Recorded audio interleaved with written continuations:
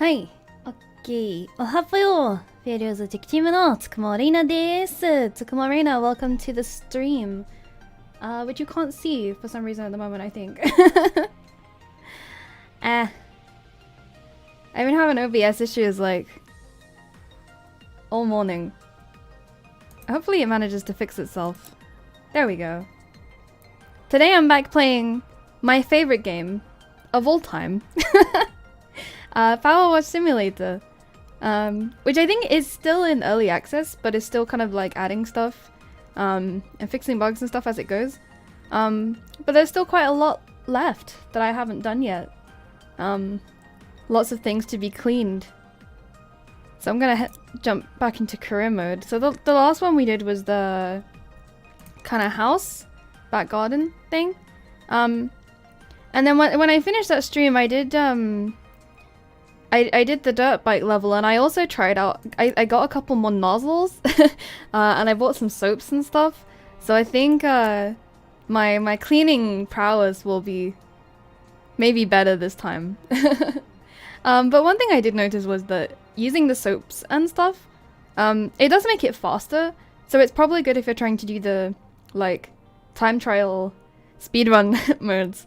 But it kind of takes away a little bit from like the satisfaction of like slowly methodically trying to clean stuff. Oh, hapayo, welcome to the stream. Time to scrub. You're right. It's time to wash away the sins, the unhappiness.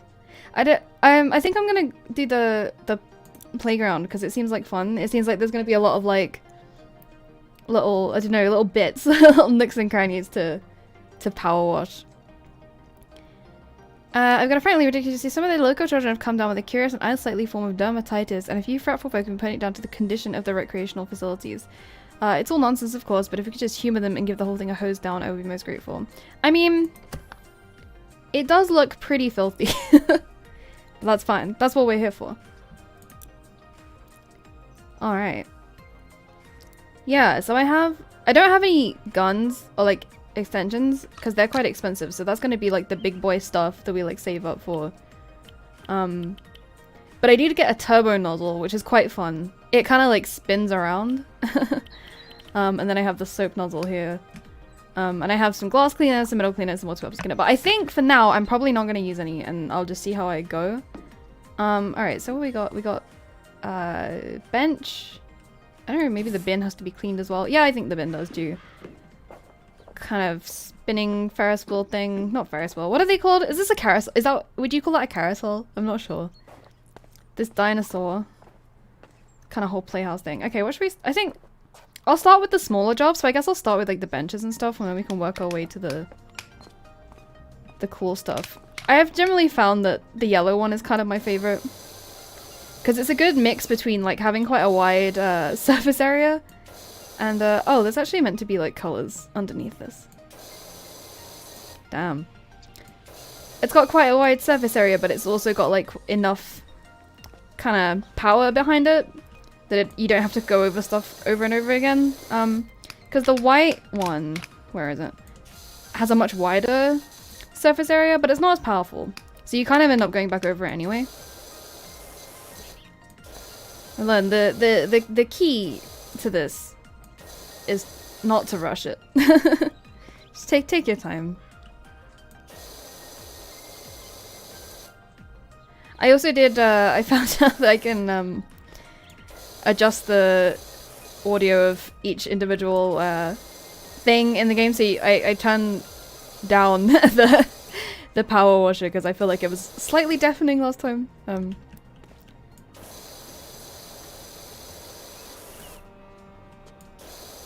And also you guys can actually enjoy my... I have background music that I basically only really turn on for at the end of streams when I'm like talking.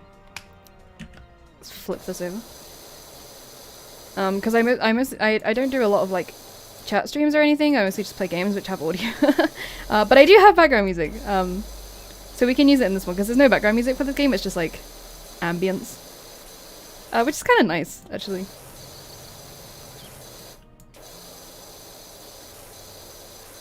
This game is super good for just like de-stressing.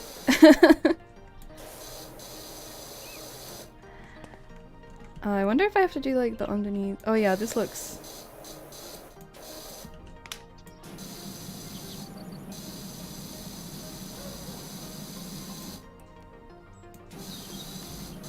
Thing about the PowerWash sim is quite what's the word? Like detailed in terms of like you really have to get in like everywhere. Can't miss any sides, any underneath parts. I always find like sometimes I'm like, oh my god, what do you mean it's not clean yet? And I like get really stressed, and it's usually just like, oh, I like forgot to do like the underneath or something. Or there's like a tiny side bit I didn't do yet.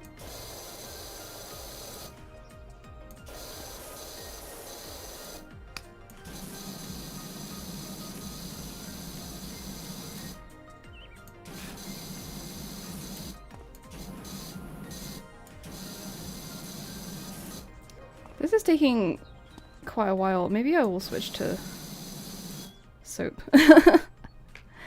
Where's my... yeah, and then... start trying to remember the controls. Oh, I don't have wood cleaner though. Can I buy some? Wood cleaner. $10. Yeah, I can afford that. I don't know if you run out of cleaning liquid. I assume you do.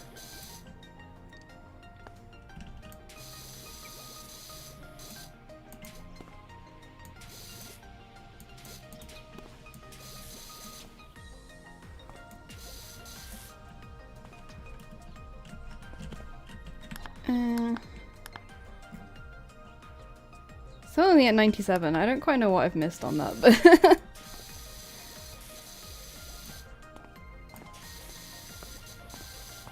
okay, alright, fine. I'll come back to that. Oh, we do run out of well yeah, we run out of cleaner. Yeah, audio balance options, good.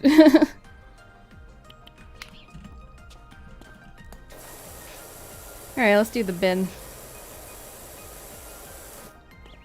I feel like bins are one of those things that people kind of don't clean.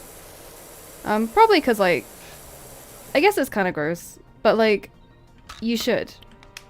Because it will be less gross if you do, is the thing.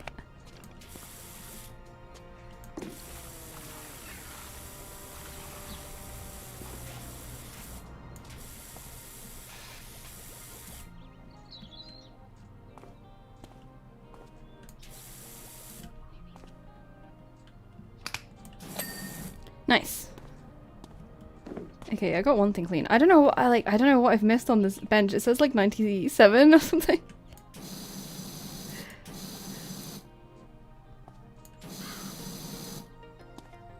I missed like some tiny area. There's a lot, man, there's a lot of like big, okay. How do I like methodically... I have to clean the floor around this as well. That's gonna be a big, that might be a soap task, because there's a lot.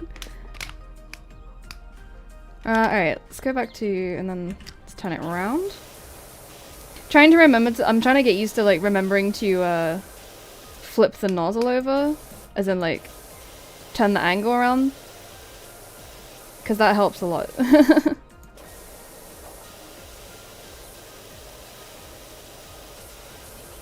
Gotta get a good angle on stuff.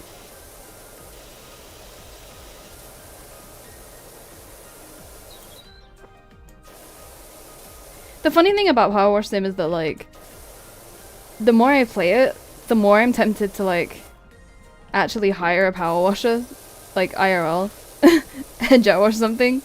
But I also have a strong feeling that it's probably not as easy as PowerWash Sim kind of makes it out to be.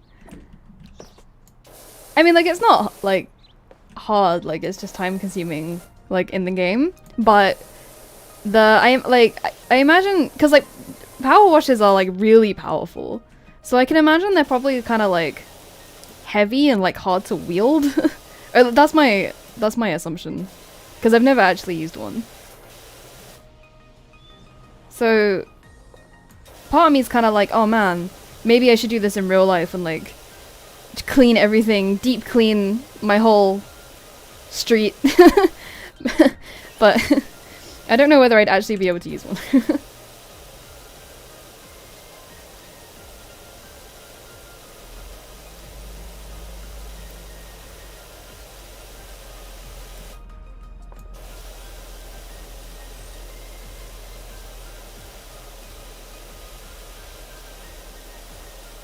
I guess real ones would also cause big flood. Yeah, no, that's the thing, is like with PowerWash Sim, the water just kind of like magically disappears. So you're not left with like the aftermath of like... Yeah, that's probably really, really true. Like the... See, I'm gonna have to get into like... See how there's like dirt in these like tiny little crevices?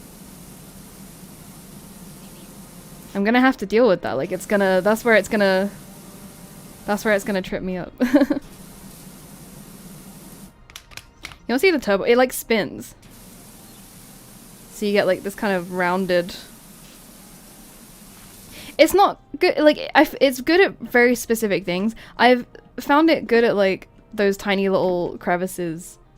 But because it's quite like pointed and like, I don't know, it's very specific. So you can't use it in like all situations, but yeah, it's good in some. I actually might use some cleaner on the floor because I think it will be a bit faster.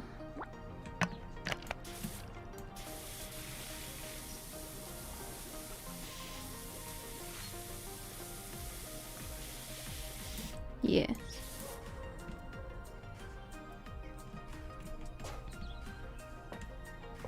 Yeah, if you use a power wash in real life, you end up with like the water has to like go somewhere.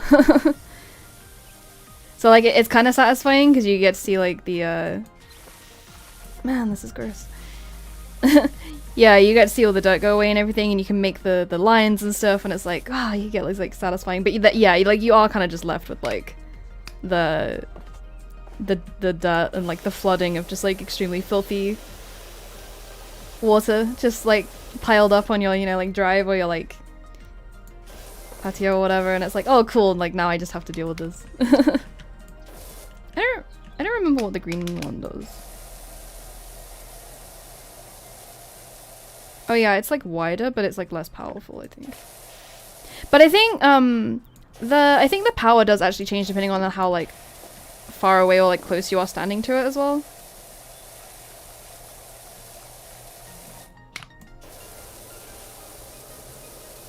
You do have to be quite methodical about it. It's super tempting to just, I think, like just stick to one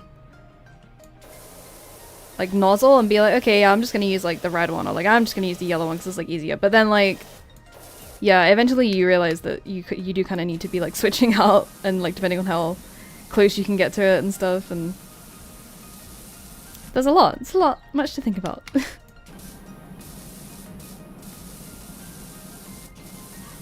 Yeah, it doesn't let you stand too close to stuff either, I guess, because like realistically you would just have everything would just like splash back into your face. I wonder whether you have to wear like protective gear for power washing. I think I already discussed in my last stream of Power Sim. I think I was saying like I'm pretty certain you could like take an arm off someone with a power washer if you really wanted to. Like I think they get like pretty powerful.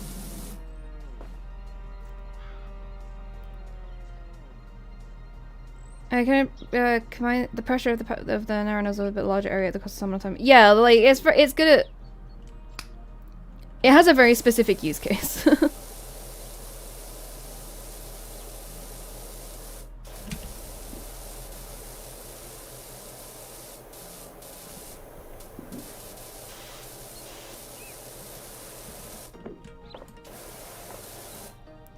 How we doing?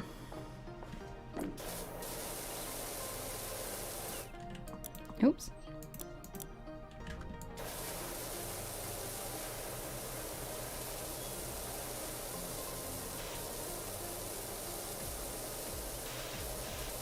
I wonder how often, like, kids' playgrounds are actually cleaned. I'm not a parent, but if I was one, I think I would be one of those like paranoid parents who doesn't want their kids to like touch anything.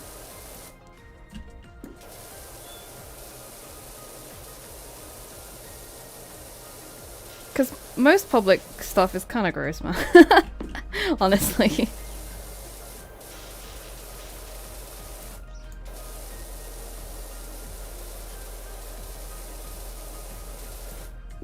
They did a... I can't remember which media outlet it was. It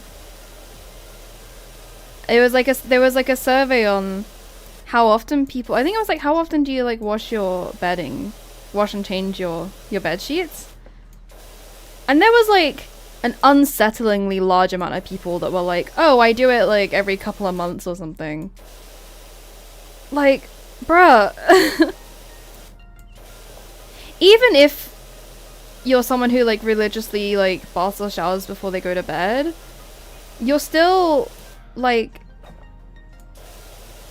there's a lot of like dead skin and dust and like sweat and like all kinds of stuff that like goes on.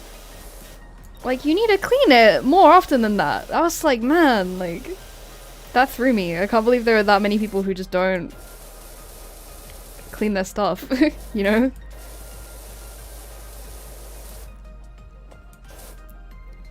Especially like McDonald's playgrounds, which are like impossible for adults to fit in even. Yeah, well, I guess that's the thing. Like, with kids stuff, sometimes I guess it's harder because like, if you can't, I don't know, like if you build like a kid's, I don't know, like playhouse, I guess, for example, then you can't exactly get in and like stand up in it as an adult to clean it, so.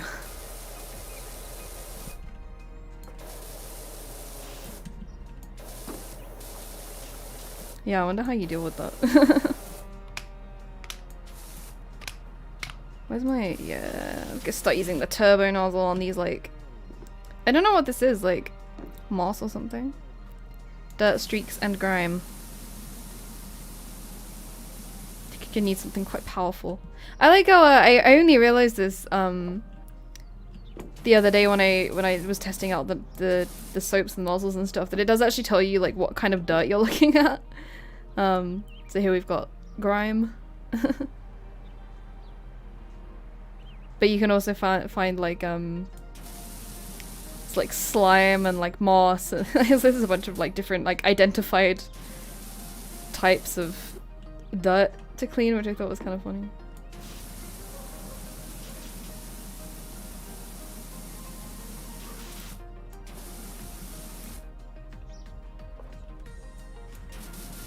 Try and get this underneath. The underneath's kind of hard to get, but we will try. This is the kind of thing that the turbo nozzle is quite good at, because it's got quite good reach as well. I think it's got quite good range.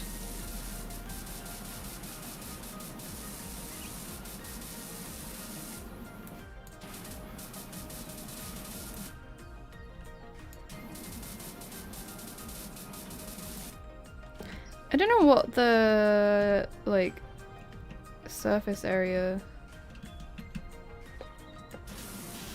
of the merry-go-round, like I don't know what counts as merry-go-round and what doesn't, because I don't know whether this whole floor kind of does or whether this is like a separate thing. I got quite a lot around here to do.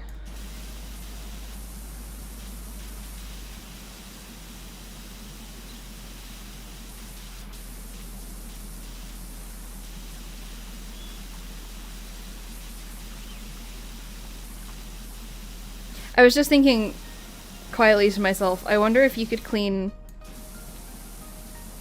like a children's playhouse that you can't fit into as an adult. I wonder if you could clean it the same way that I would clean, for example, a microwave.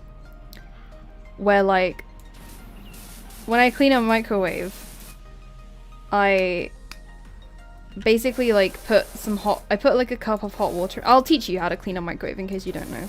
This method works really well. I put like a cup of hot water in, mixed with a little bit of either white vinegar or lemon juice. Either one works pretty well. And then I just kind of like microwave that for about up to like 30 seconds, I would say. Oh, it's done. Nice. Oh, roundabout. Okay, no, I've carousel, merry-go-round, roundabout. Got there in the end. Yeah, so I do that, and then basically what happens is the steam just kind of like loosens everything up and cleans it.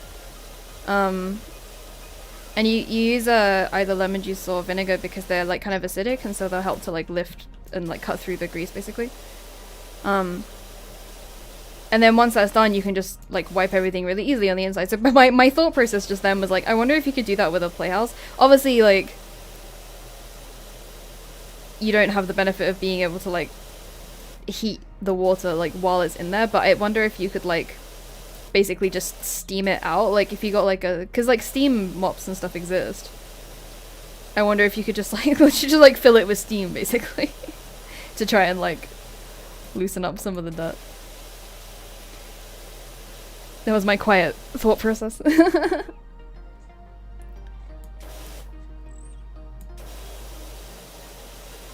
Yeah, I don't know how much of like the floor is. I guess it reaches all the way like through here and then like round, like right round here.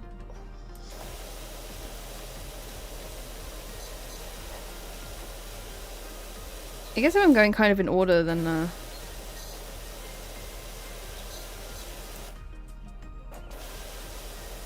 guess I'll kind of work my way maybe round, and then I'll maybe deal with the playhouse thing last because it's like the biggest, definitely the biggest problem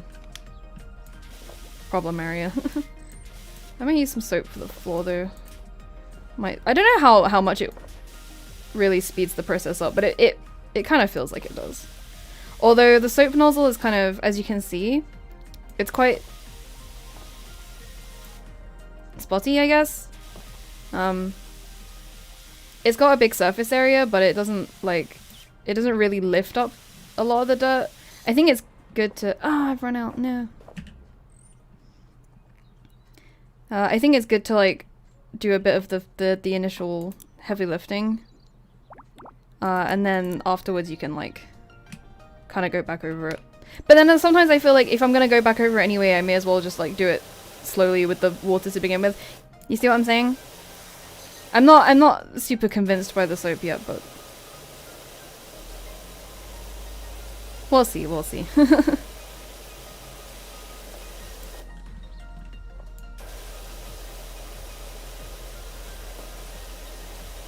I have to say the playground looks much more appealing when it's clean.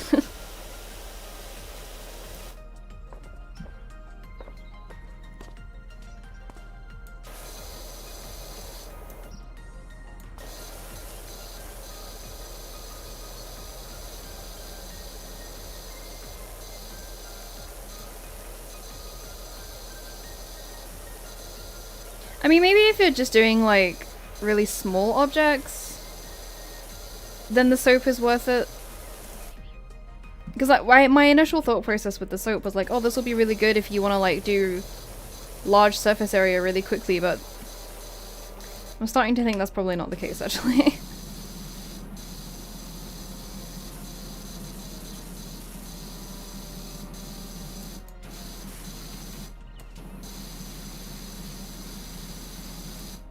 I can get the inside of these arms. It's like gonna be like a really easy place to miss, I think.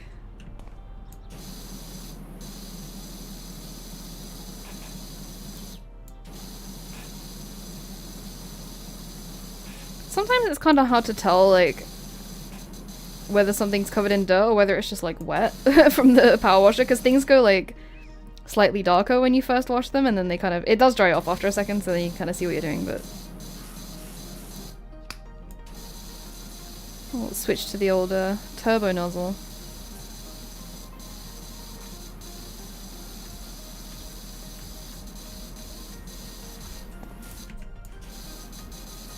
I like that you have two levels of like crouching as well. Like you get kind of crouching, and then you also get like lying down, so you get to it gives you a good opportunity to get all the angles.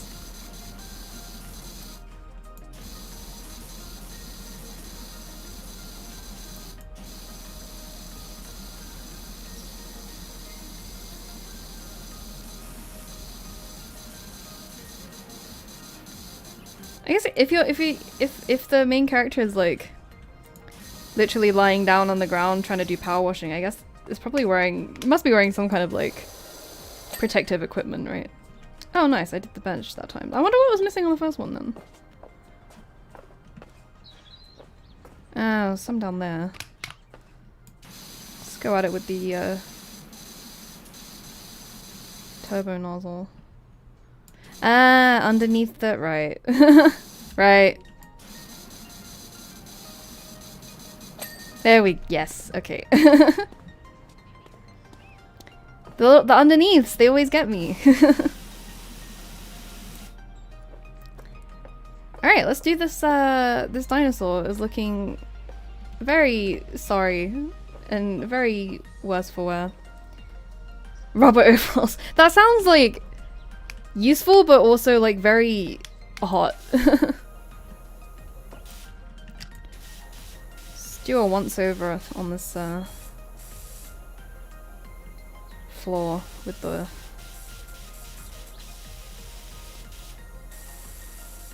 white nozzle, and then look at this poor thing's face. All right. Oh, look, see? Don't worry. You are gonna be so clean by the end of this.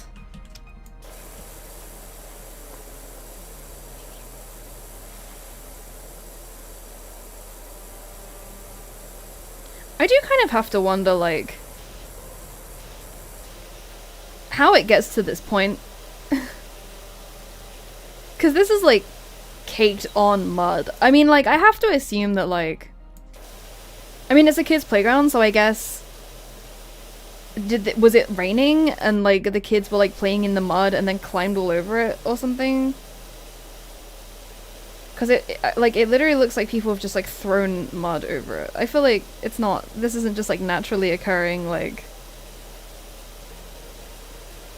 dust and, like, build up. Because the thing is, if stuff gets used, like, if the playground's still in use, then the dirt's not going to build up as much because, like, it's going to be rubbing off onto the people that use it, so...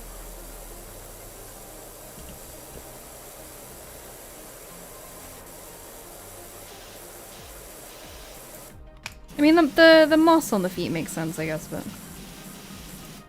Mud fight during a typhoon. Yeah, I mean, that's what it looks like.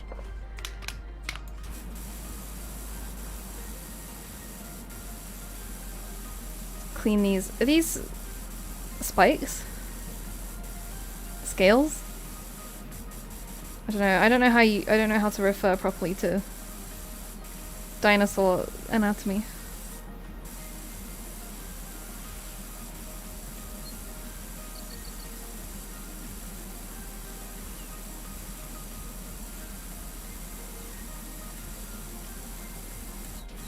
Looking quite nice underneath all that dirt. Spines? Oh, yeah, I get... yeah, maybe.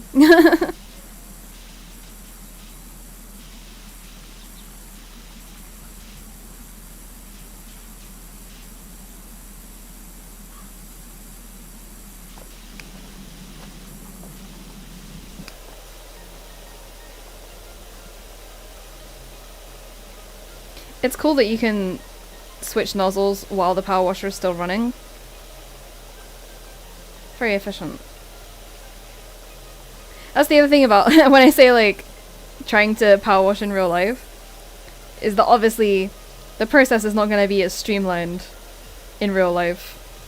Can't just, like, hit a button and have the nozzle change instantaneously. If you wanted to, like, actually change nozzles as much as I change nozzles in the game, that would be really tedious.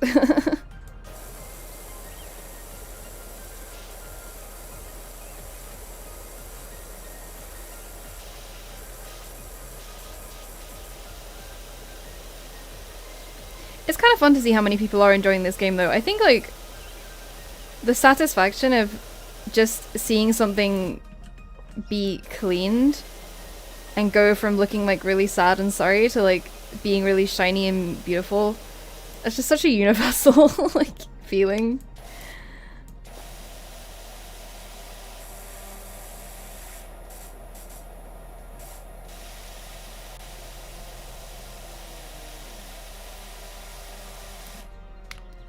I think there are definitely some people who like aren't gonna get it. Because it's such a kind of menial task, really, like, in terms of... I'm sure a lot of people would see it that way. Like, why would I want to play a video game about, you know, like, doing chores, basically, which is kind of what this is. But honestly, this type of, like, chill, just, like, sim game... Some of my favorite genre of game.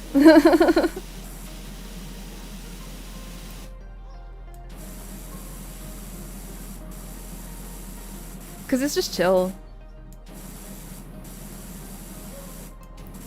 Spent a lot of time in my life playing competitive games and like online play, shooting and stuff, and also just like getting mad at like platformers and stuff.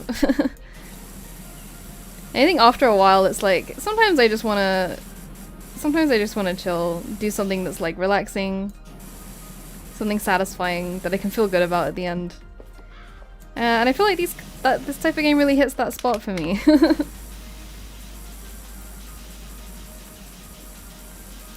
Yeah, and especially because one of my favorite things about this game in particular is the way that when you're finished they give you a time lapse, and that's just like the nicest thing. You get to like watch all of your hard work in a nice kind of satisfying like little video, and it's like, ah, I did that.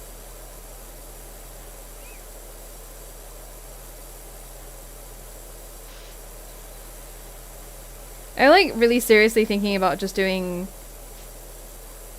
a week of streaming where I literally just theme it around this type of game. Just like chill, just like sim games that like aren't... It's like quite mundane. Call it like mundane simulator week. But I could do like PowerWash Sim and like... I think Truck Sim is another one where it's just like, it's hilarious how popular and well loved Truck Sim is, like for what it is. But I love that game too.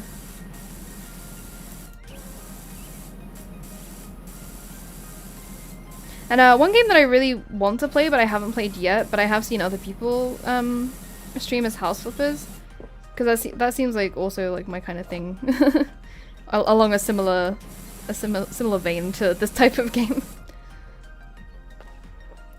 I don't know if I would class it as a marathon, because I don't mean like sim games for 12 hours. Although maybe I could do that. Maybe I just do like 3 or 4 days in a row of just like... Maybe I call it like Reina gets a job week. Well, I have a job, but... Where I just try out different types of like, just like manual labor sims basically, for several days in a row. I think that would be fun. Yeah, I think it's cool when people do. I've seen people do this before, where they do like themed weeks of streaming and stuff. I mean, to be honest, like I mostly see it on Twitch because I think people use that kind of thing when they're doing kind of donathons or like subathons and stuff like that. But I think it's like a fun idea. And since in my last stream I was talking about how I want to try out different things, I feel like doing something like that might be fun. As long as as long as there are other people out there in the world like me that enjoy these types of like weird mundane tasks. Making some good progress on this dinosaur. He's looking much sharper. Do you hear the mayor's cat Ulysses is missing? The whole town's on the turn of spring till he's put the house on.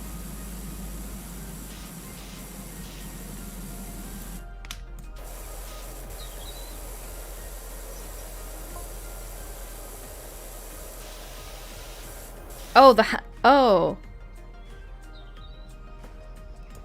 I thought they meant the mayor was gonna wear the hat, not the cat.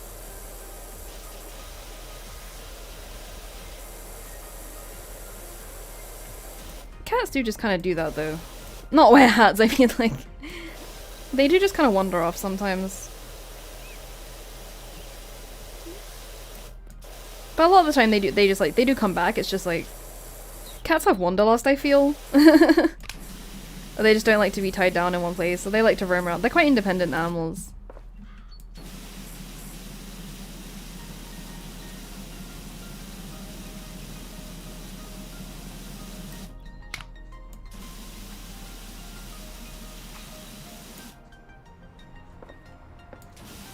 Yeah, right. An R for Reina.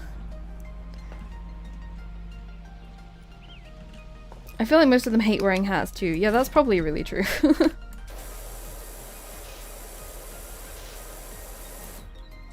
Yeah, cats don't really like being messed with. I mean, like, no animal does. Although obviously, like, all cats are different. There will be some that don't mind it as much as, like, others do, but there are certainly some breeds of dog that are just so chill that they just don't really, like, mind anything. Which is cute, but, like, also it's kind of sad because I often feel like those are the kinds of dogs that, like, get mistreated quite a lot. Because they're not, like, aggressive breeds and they're not independent breeds, so they're, like, not... I don't know, it's like they're too polite to say anything. I feel like this happens with breeds like golden retrievers and stuff a lot, and like Labradors, where it's like naturally they're just quite chill breeds and they don't really mind, and they have a lot of loyalty to their owner, so they won't really like get angry. I don't know if you try and, I don't know, like dress them up or something. But it doesn't necessarily mean that they enjoy it. It just means that they're not willing to fight with you over it. But I don't know if there are like breeds of cat like that in the same way that, because like with dogs it's like, it's super interesting. It's obviously always just to do with the way that like humans have bred them over however many like hundreds of years as we domesticated them. But like there are kind of certain dog breeds that are just like more prone to being like chill, or more prone to being like aggressive, or more prone to being vocal and barking and stuff. And so like obviously like every dog's individual personality is different, but there are certain things you can like expect from certain breeds, which is kind of a good thing because it means that when someone is picking out a dog, they can kind of be like, okay, well I want one that, you know, has a lot of energy that I can go running with, or, you know, the opposite of that, like, oh, I want one that doesn't really mind, like, you know, only being walked for an hour a day or whatever.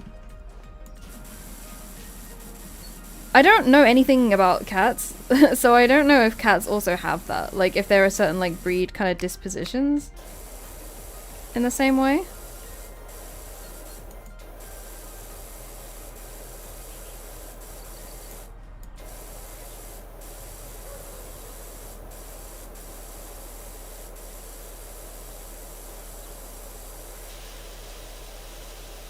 Before anyone says anything, I'm not a cat, so I don't know.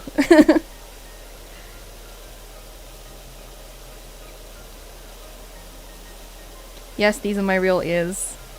No, I'm not the same as a domesticated earth cat.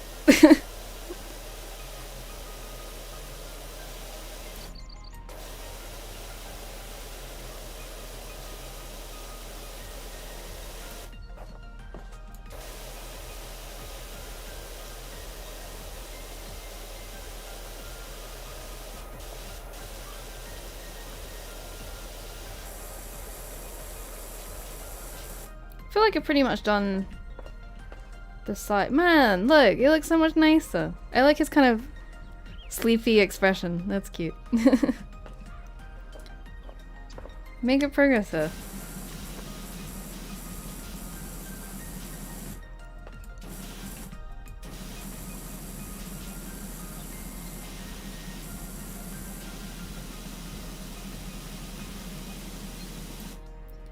I feel like cat breeds tend to be a lot less talked about generally unless they're like pure breeds or really unique like house cats. Yeah, and I mean, because this is like, I think I remember I saw someone like tweet something along this line on Twitter the other day where it was like, cat owners I think often just care way less about their breed of cat. It was like a funny tweet that was like, oh, here's my dog Rover, he's a purebred like Labrador Retriever who's won 6 awards or whatever. And then there's like, it was like, here's my cat. He's called Sewage and I found him in the dumpster. And it's like, I kind of get that. Like, I think certainly like people I've known who have owned cats have been a bit like that, where it's like, I don't really 100% know. I mean, obviously like designer cats do exist, but yeah, like you were saying, like they're kind of unique ones, like the hairless cats. And also is it Russian blues? They're like those really cute kind of silver cats that are like popular in terms of like, they're like expensive. Like you have to go to like someone who breeds them to get one, and it's like very expensive. Kind of like getting like a popular dog breed. But other than that, I feel like most people are like, here's my cat, like he's orange and I love him. So it's kind of different like culture to dog owning, I think.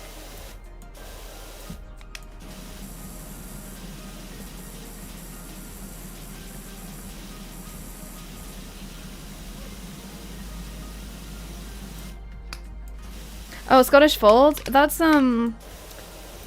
Maru, the Japanese cat, is a Scottish Fold, right? They're very cute. They're very cute, although I read that like kind of in the same, in like pugs, where it's like the fact that they've been bred to look like that is actually like not good. I remember reading that and like being sad because I was like, oh man, but like they're so cute. Now I feel bad.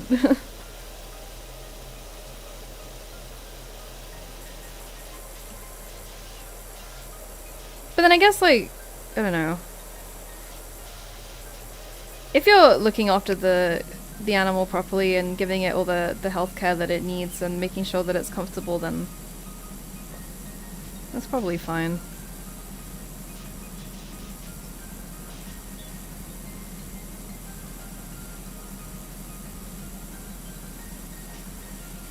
Though I think with pugs you can like I think like if someone really wanted one, the best way to do it is like getting one that's like mixed with something that can give it a longer snout instead of like the purebred like pug flat snout, because then they have a much easier time breathing if you get if they have like a slightly longer nose. Oh, Scottish Straight? I've never heard of that. Oh, invisible. So they're like completely round. Fully round, fully spherical cat.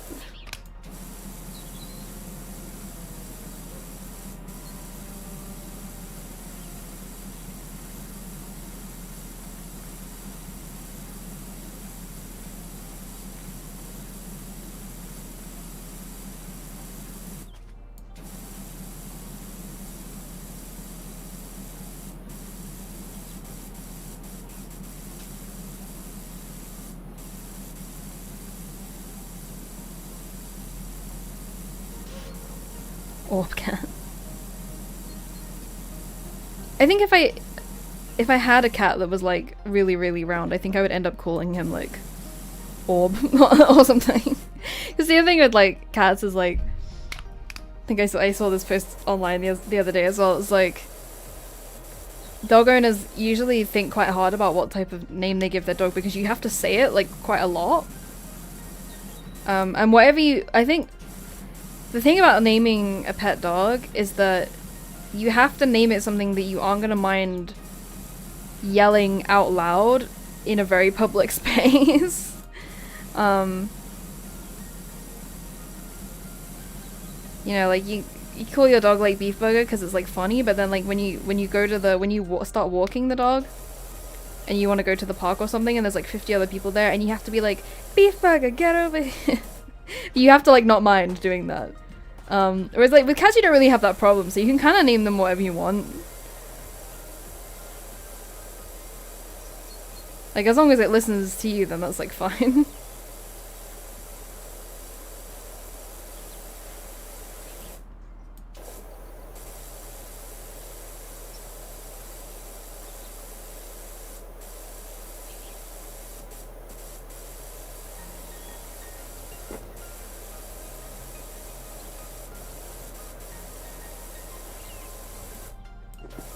So, I mean, you can call your...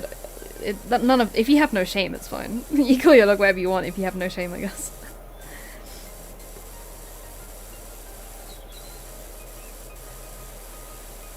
I mean, I get not wanting to call your dog like a super conventional dog name, just because you might find it a bit boring.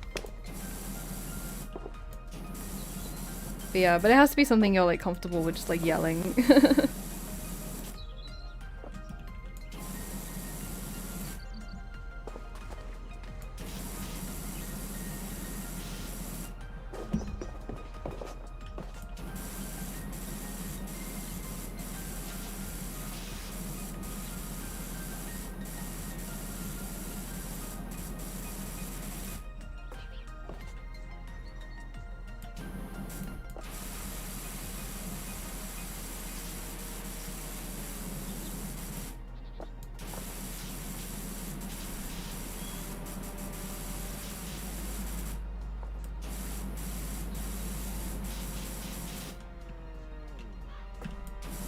Always the underneath parts that get me. And crouch down, really get under that tail. Nice. Beautiful. He's so shiny.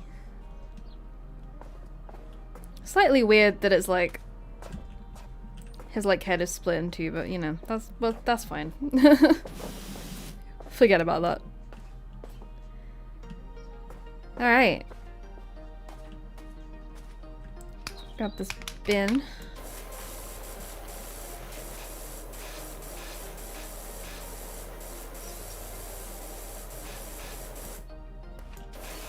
Yeah, y'all should clean your bins too. Like, if you, I mean, it's harder. Like, if you're in an apartment, it's hard.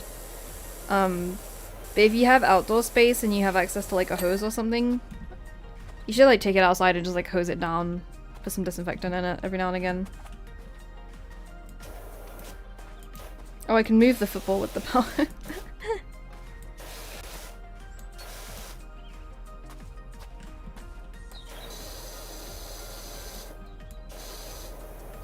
Maybe I should start using these streams to just talk about like cleaning hacks.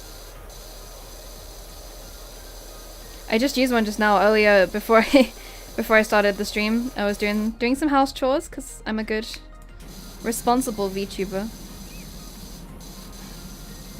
But I actually, well, speaking of not washing bedding, I actually did do that earlier. Before I did the stream, I put the bedding on to wash. But I also cleaned my mattress, and one of the easiest ways to kind of like freshen up your mattress is, well, first of all, like if you want to like treat like stains or whatever, like if you spilt your morning coffee on your bed or whatever, that's like that's a whole separate thing.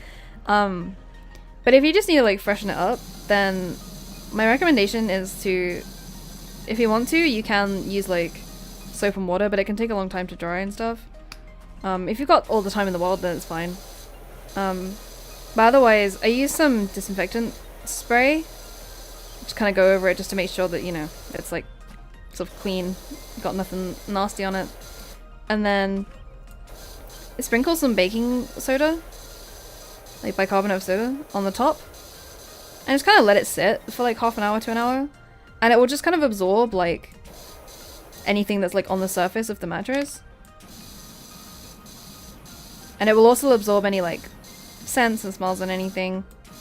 So you can just do that, and then after like half an hour, you just hoover it off. And it will be like super fresh. It's an easy way to clean your mattress. You're welcome. Try it out.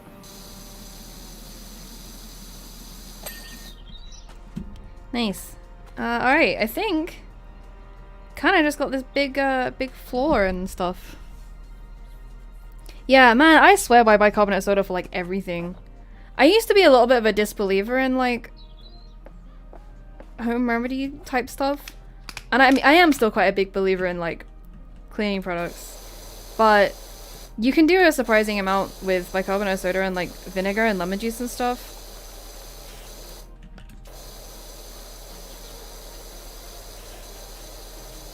But yeah, I mean, obviously, like, it's good to, stuff like mattresses, it's good to like deep clean them every now and again. like properly, like soap and water and stuff. Again, like it's easier if you have like an outside space to do it. So it gets harder if you're in an apartment and stuff. But if you have a chance to, you should do that. But this kind of thing is good to just do like maybe every week or every couple of weeks or something, just to like keep it fresh.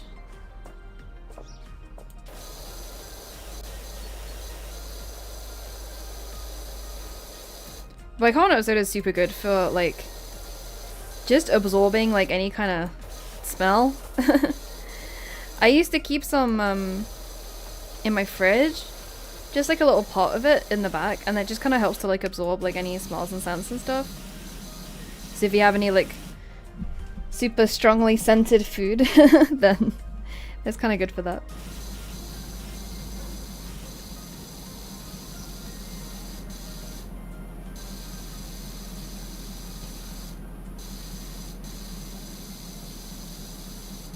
I feel that way a little bit about like, you know, you can buy kind of like these branded products for use on carpets that are like powder that you like sprinkle all over, and then you like leave it for 10 minutes and then you like hoover it up and it like makes your carpet smell good. But like basically that's all that is. Like the concept of it is basically like you can basically recreate the same thing if you like mix some essential oil, like one of your favorite ones, into one of your favorite scents, into some bicarbonate of soda, and then pour it over your carpet and then hoover it up. You get like, it's the exact same effect. So give it a go. let bicarbonate of soda into your life. Yeah, just perfume bag. Yeah, I mean, there's probably more ingredients in it because it's like factory made, and maybe it's got some other stuff to it, but like on a very basic level, like that's basically what it is.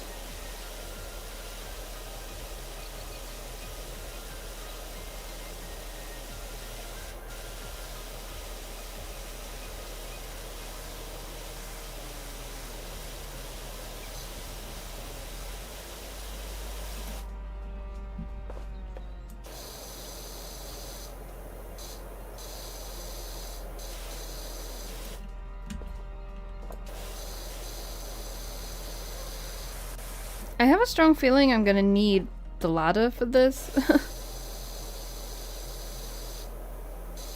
Because I'm gonna need to get like on top on the roofs and stuff.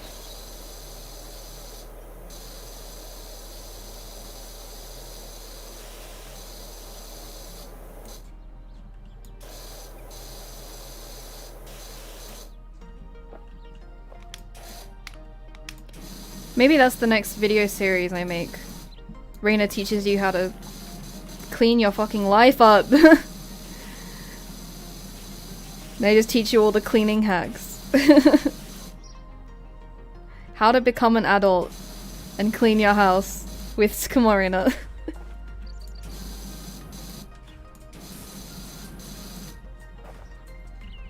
Is that your ladder? I think it is, yeah. I think I can just use this. I don't know how though.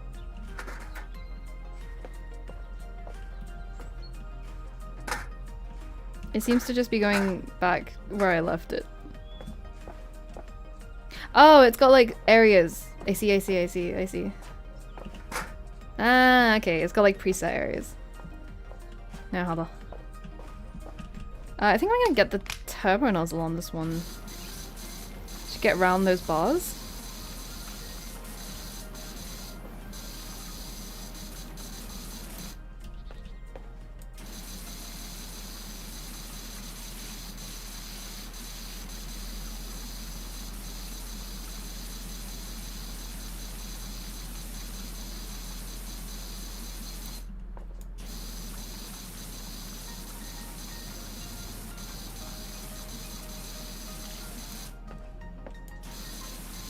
See, when I say very specific use case, this is one of them.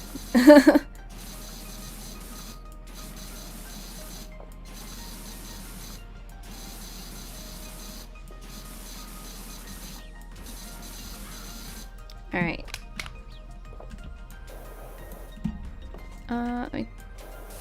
Maybe this Like this.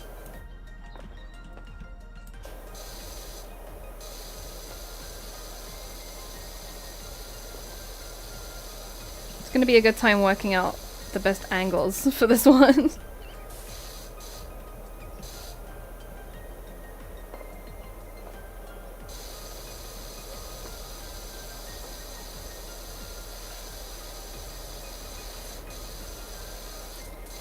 It's satisfying seeing like what color everything is like supposed to be.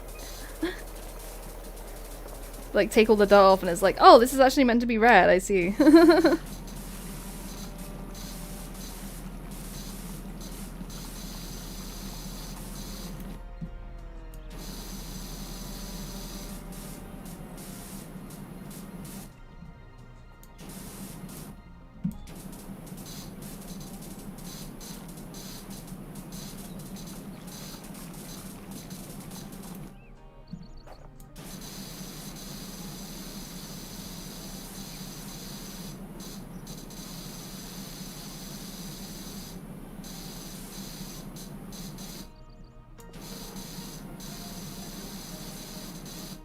Nice.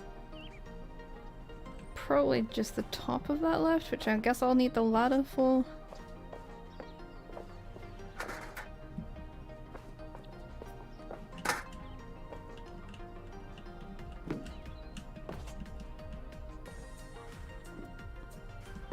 Yay!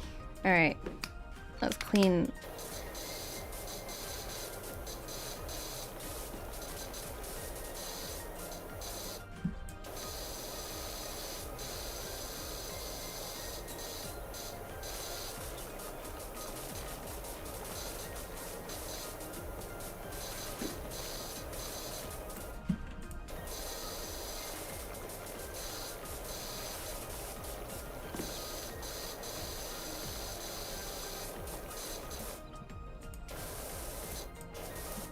Oh, I'm gonna get like all the kind of like sides of these bars as well.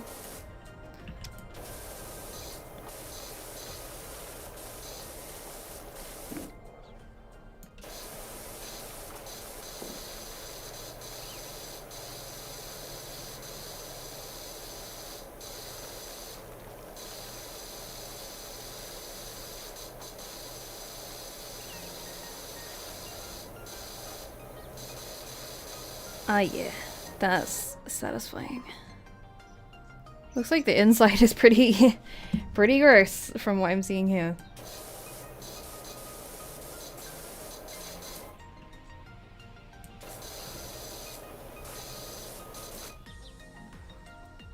Ah, I got one of the steps there I didn't clean. Be gone!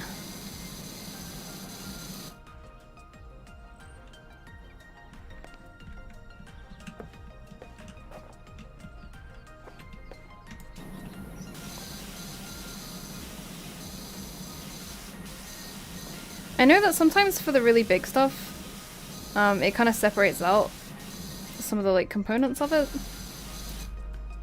I don't know if— oh, I didn't wash any of this side. I don't know how this one's gonna be like broken up. Ah, okay, yeah, so that's like, that's that one section done, and then I don't know whether it's gonna split these like little houses into kind of sections as well.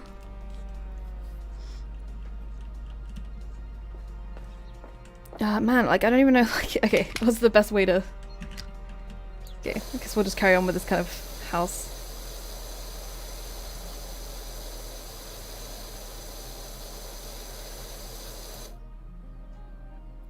This is all wood, maybe I will grab some wood cleaner just to kind of like give it a bit of a once over.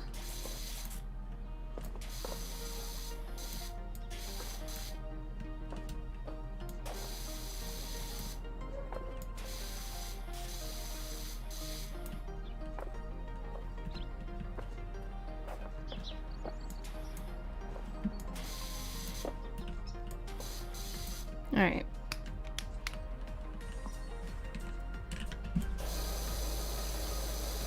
I don't really know if that helps, but we'll see.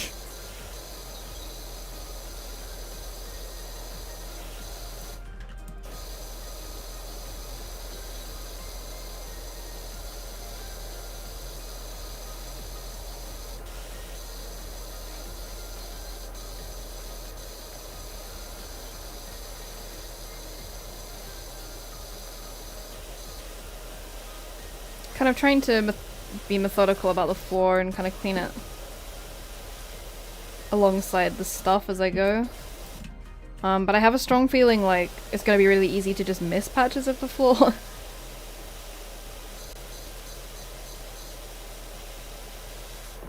So I'm accepting that I'll probably have to go back over it at the end. It's probably gonna be the last thing I clean 100%.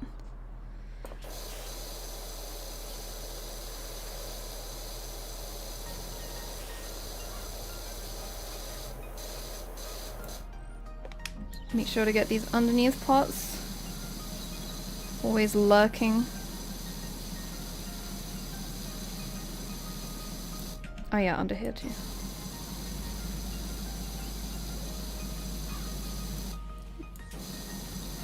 That's true. The dirt vision is like really helpful. Cause it is super easy to like feel like you're finished with something and then like stare at it for a good couple of minutes like I have no idea what I'm missing. So having it just kind of like highlighted is really good.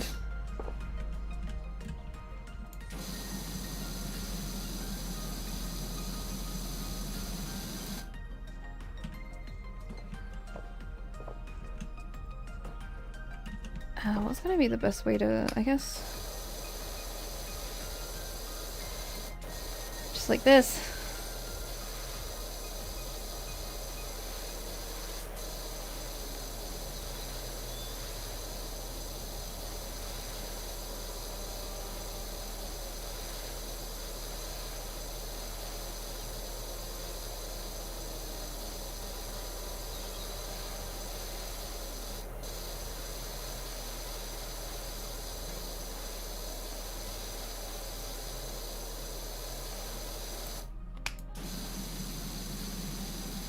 I want to get one of the like professional extension things you can like the gun itself you can buy. I think has like super long range or something. That seems like it would be really helpful. For the bits that you can't really like go inside, but you still need to clean. Or you can't get like a good angle on it, so like the best shot you really have is like just shooting water at it from far away and kind of hoping you hit what you need to hit.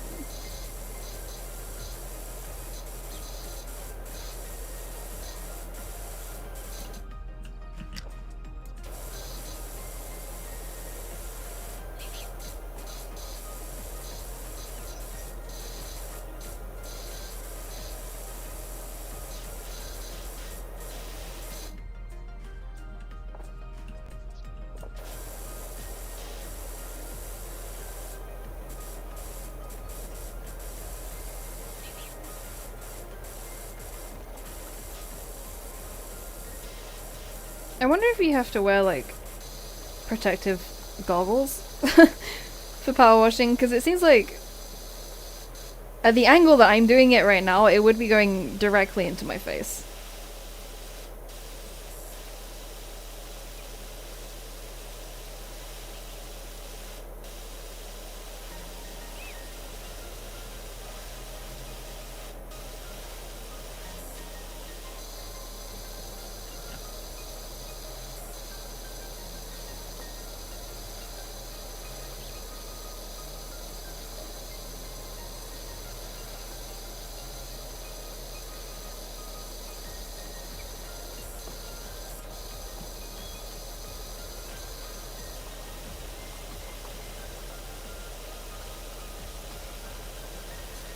So much dirt!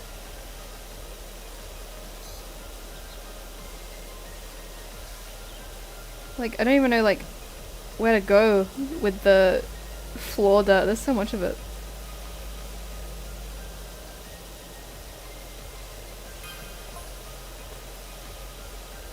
Howdy, dirt finder. Put everything on hold. My golf buggy soiled like you wouldn't. I can't put everything on hold. I'm literally cleaning a playground right now.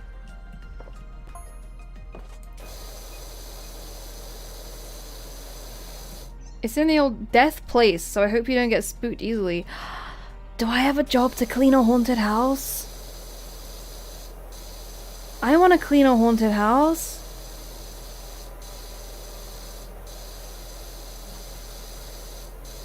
I'll power wash a skeleton. I'll do it.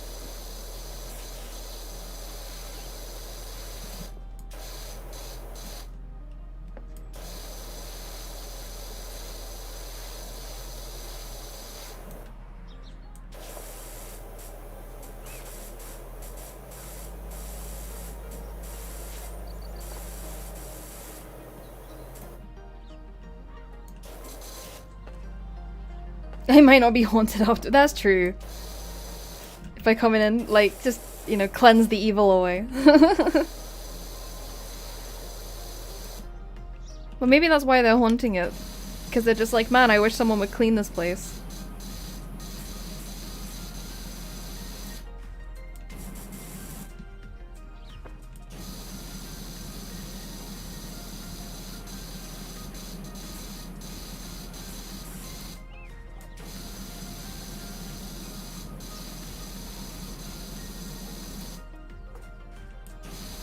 There must be some kind of, like, yokai whose lore is just like, they just hang around people's houses and clean stuff. Surely. I feel there's a yokai for, like, everything.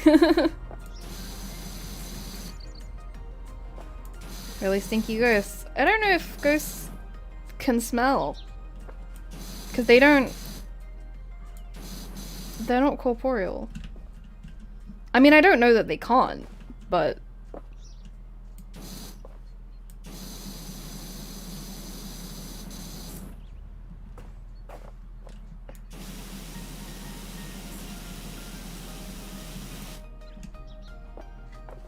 Can I go inside? I guess I'll have to crouch.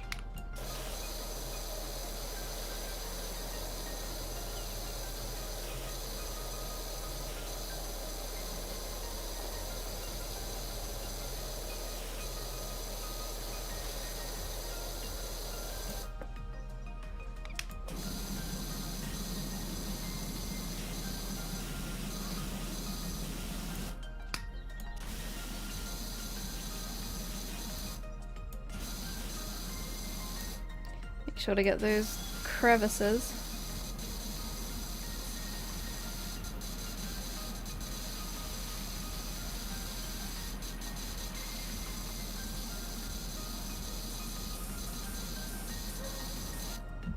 Let's do this floor while I'm here.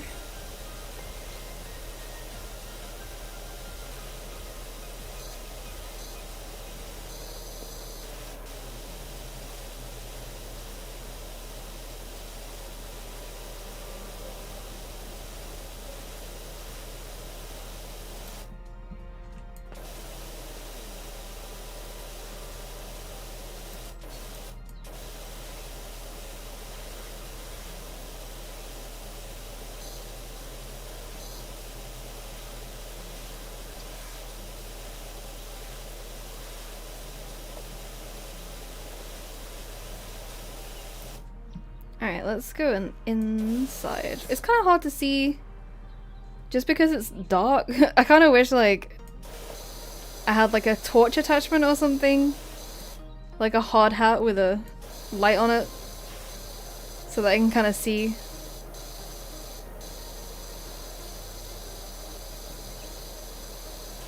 I guess that's where the dirt vision cam will come in handy.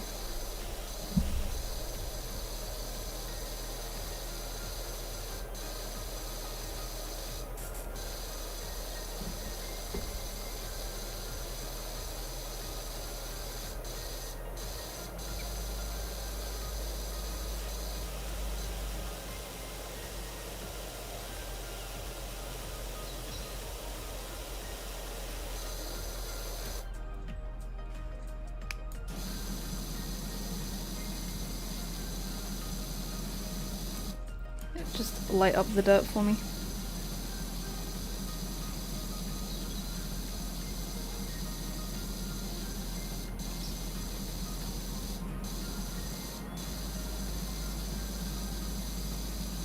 Dirt vision sounds like a very underwhelming superpower. But I don't think I would like to have it, because I think if I could like sense when there was like dirt everywhere, I think it would just stress me out, because like everywhere has dirt. Even places that you think are clean. So I feel like if I had like the ability to just walk into somewhere and like immediately sense just how much dirt there was everywhere, I'd end up just like freaking out all the time. It's one of those times where I feel like, you know, there's ignorance is bliss and all that.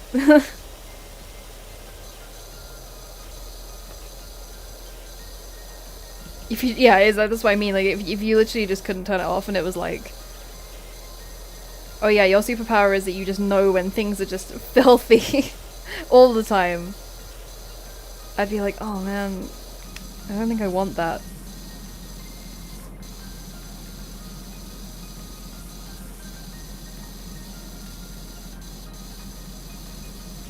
Although to be fair, then like maybe I would keep my own house really clean.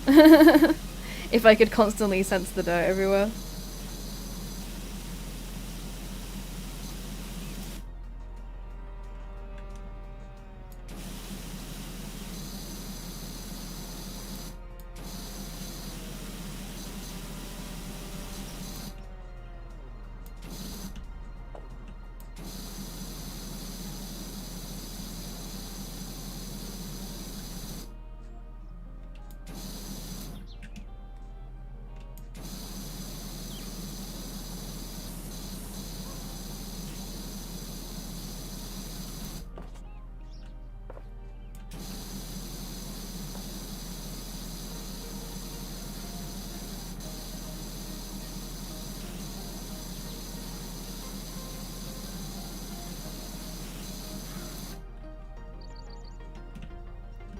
Seems pretty good. There's spots around, but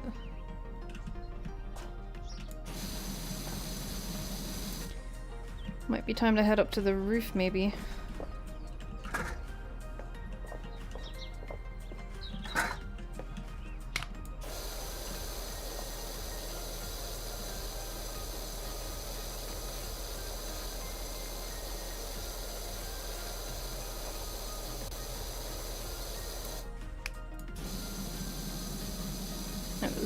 Dirt hidden in between these slats. It's the kind of place where the grime wants to build up.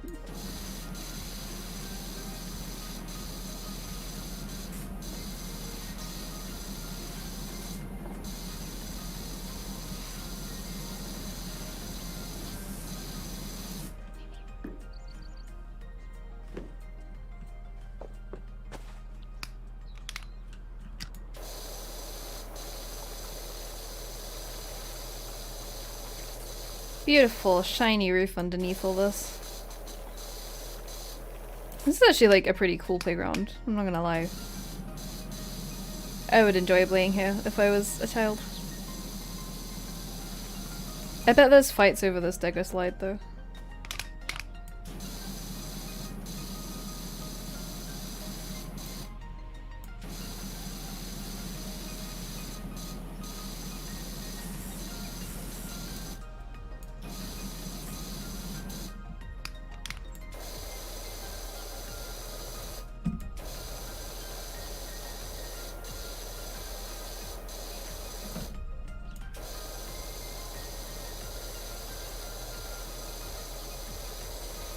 "100% be on the Snuggle slide." Yeah, but exactly, because it's like just very obviously the coolest thing in the park. But that's what I mean. Like, I bet the kids would argue over it all the time.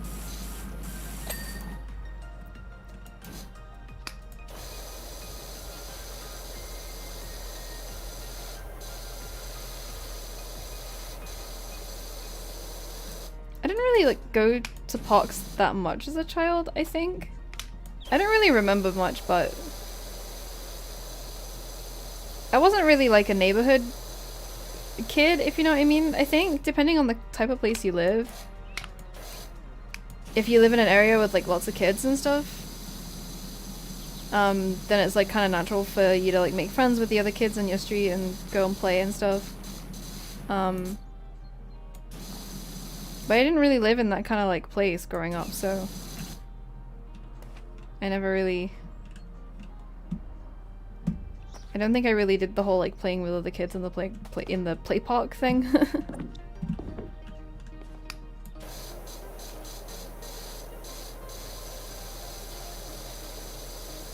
I feel like I went more as a teenager because it was just like a decent place for friends to just like go and sit and like talk outside. Because you didn't have to spend money to like sit in a coffee shop or whatever, so it was just like, yeah, just like go sit in the kids park like on the swings and just like chat.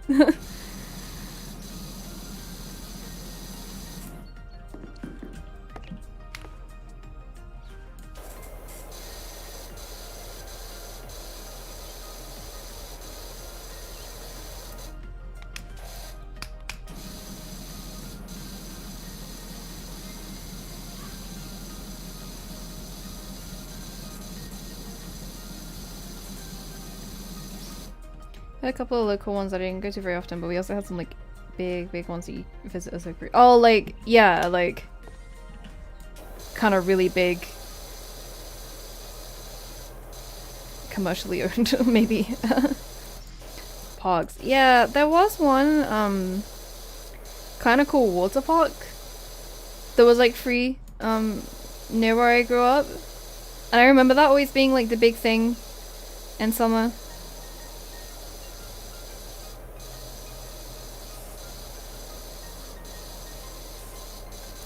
But I think it's been demolished since, like, many years ago. I say water park loosely. I think it was probably about the size of this park in the game, like, in terms of, and there was like, kind of a big fountain thing and some like stuff that like shot jets out and like a slide or something. It really, like, it wasn't really that big, but it was just like a cool free park place thing to go to. At least I think it was free.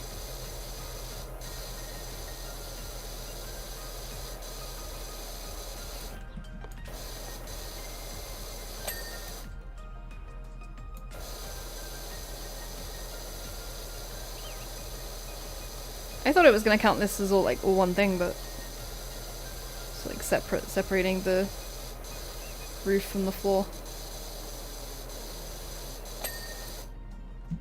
Well, that was okay. That happened quickly.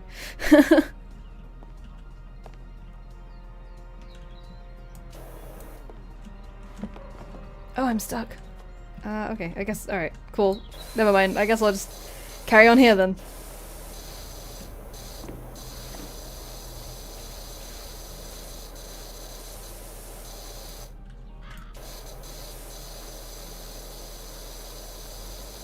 Stuck without my ladder.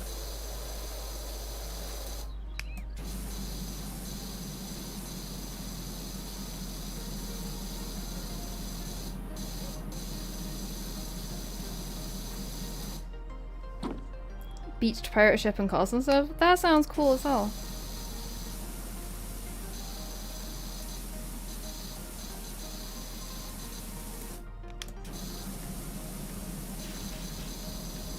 I guess it kind of depends on the area you live when you grow up too, right? Because if you live somewhere that's got the space and the money, I guess, like build that kind of thing, then it's like fine.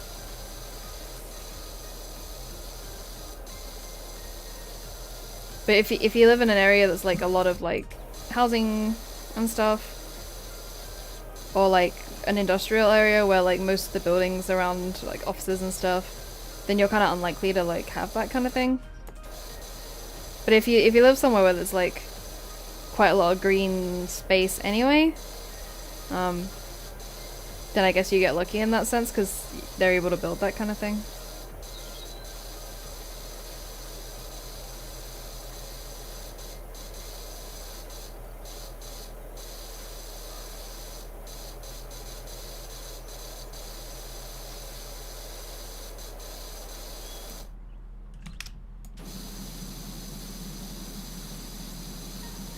I think play parks and stuff should be free. Maybe that's a a hot socialist opinion. But for real though, like, I think if I did it, I would make it free at the point of entry, but like just overcharge for like drinks and food and stuff, because then obviously like that would be really shitty if you were in like somewhere where there wasn't anywhere to like buy food nearby or whatever, but like then it's just like, hey, this is how we, you know, maintain the business and stuff. So if you don't mind paying the prices, then like that's cool, and that's how we kind of like, you know, make profit and like maintain the park and stuff. But also, you know, like if you want to bring your own food and just be able to take your kids out for the day, like for completely free, like that's fine.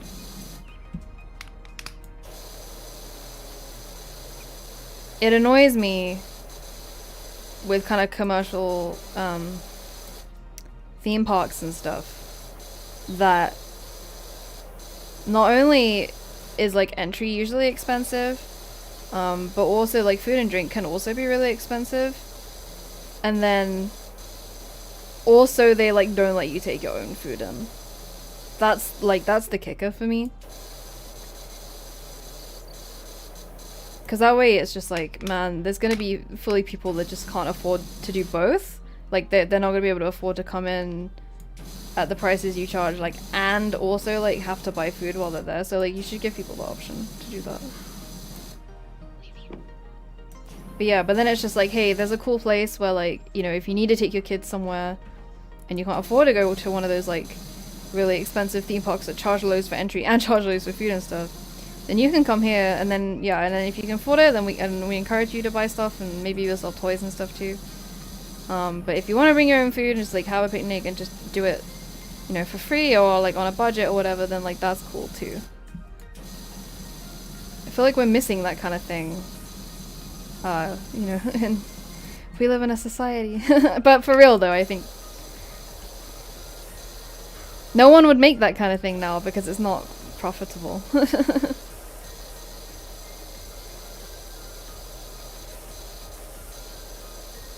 But I don't know, it's kind of... I'm just rattling off because there's not many people here in stream to get mad at me for saying this type of thing. But there's a lot of talk amongst people about how like, oh, you know, kids don't play outside anymore, and like the internet is ruining children, this kind of stuff, but it's like, but man, you guys don't give them the option. I think families and kids would go out to play places a lot more, rather than just like sitting inside and just like, you know, sticking kids in front of the iPad or, you know, playing video games or whatever. If that kind of thing was like just more accessible, like if there was more of it, because a lot of them, I mean, like I said, like the one that I remember from my childhood, I'm pretty sure it's been knocked down now. But they have to be accessible too, like money-wise. So that's why, like, you can't really complain and then also like not do anything about it. I think if you want to encourage kids to get outside, you need to be able to provide families spaces to do that where it's not just really expensive and profit driven, because you just can't have it that way.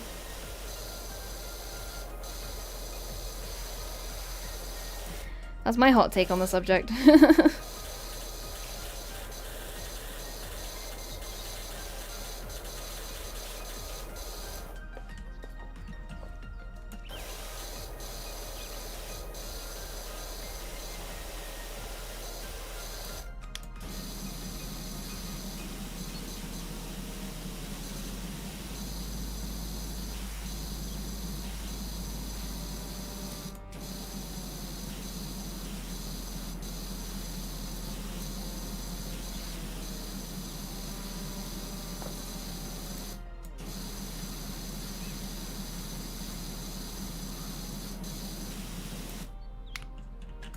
I do kind of miss theme parks. I really like going to theme parks, even though most of the time they are like expensive and like overcharged on stuff. There's something about like fake, kind of forced, like, I don't know, like there's something about the superficialness and like the fakeness of amusement parks that I actually like. Like, I know, like, a lot of people complain about places like Disney because they're like, man, everything is just so fake there. Like, everything feels so constructed and, like, plastic, and there's no soul. And I'm like, I don't know, that's kind of what I like about it. Because they're just somewhere where you, like, you can purely go to, like, just not be in reality. I mean, that doesn't have to be Disney, it can be, like, any theme park, right? But the kind of weird, like, surreal, fake, constructed, like, feel of it all is, like, actually kind of what I like about it. Is that weird? It's just escapism, I think.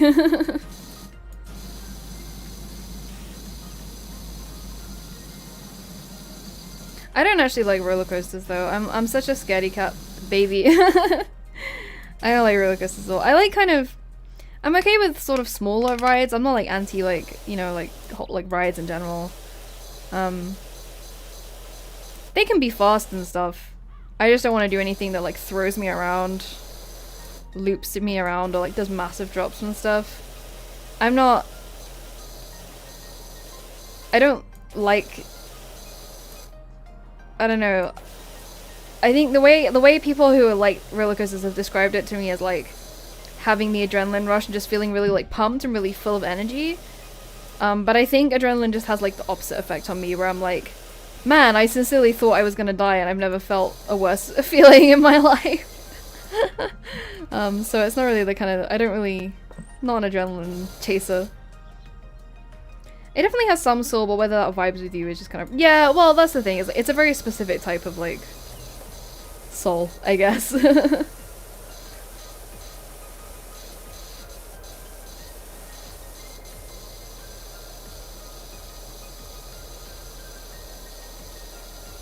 Disney in particular seems really polarizing, which I think is really funny, because I quite like it. Like, I like Disneyland a lot, but not obsessively, to the point where like some of the kind of weird like Disney adults are about it. I know like millennial Disney adults was a hot topic for a while. And they're like a very universally hated like subset of people on the internet, I think. And I don't really like consider myself in that category, but I do like Disneyland.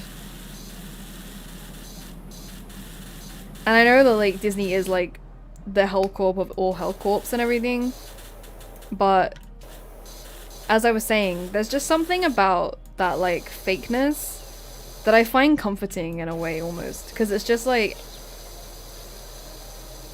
everything's kind of the same each time you go, but that's what you go there for. You go there for the comfort of like knowing that, oh nice, extra cleaning liquid. You go there for the comfort of knowing that like it's the same as when you left it, and like if anything there'll just be like a few cool updates, and you know, everything there is bright and happy, and there's music, and that's what I mean when it's just like, it's just escapism really at the end of the day. It's just like, yeah, I can go to this place where everyone just pretends the world isn't on fire for like 2 minutes, and that's kind of nice. That's kind of okay for me anyway.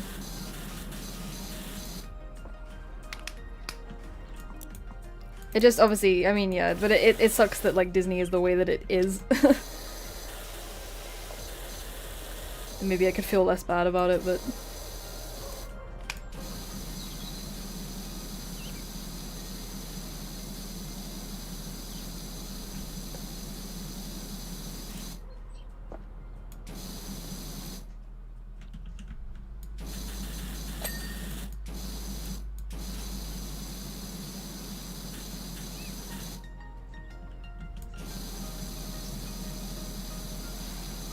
man, there's so much of this one building left to do. I thought I was making like good progress on it, but there's like so much left still. Oh my goodness. It's a big task.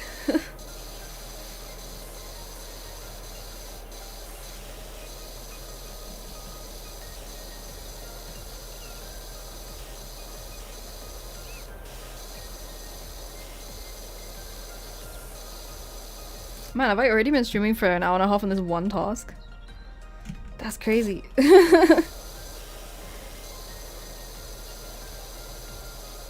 A big job.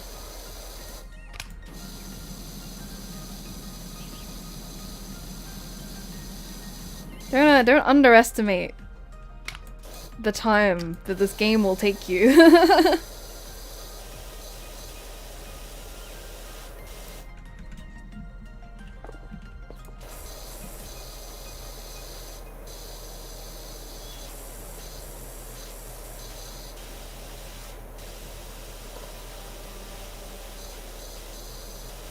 There are like, if you, like the vehicle ones I find to be like faster, like you can kind of get those done in like 10-20 minutes depending on. Like the van from the initial, like kind of tutorial bit. Like once you know what you're doing, it's kind of quick, and as I said, I did like a motorbike one and that was pretty fast. But these are the big daddy tasks. These are the ones that take a while.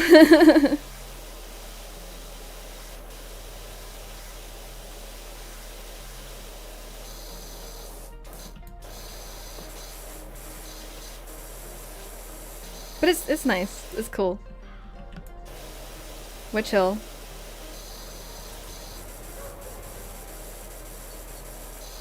No thoughts, just power wash.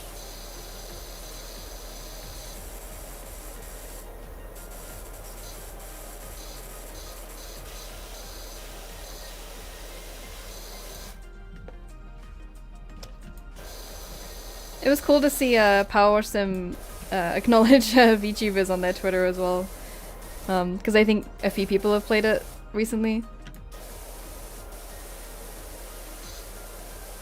So that's super nice.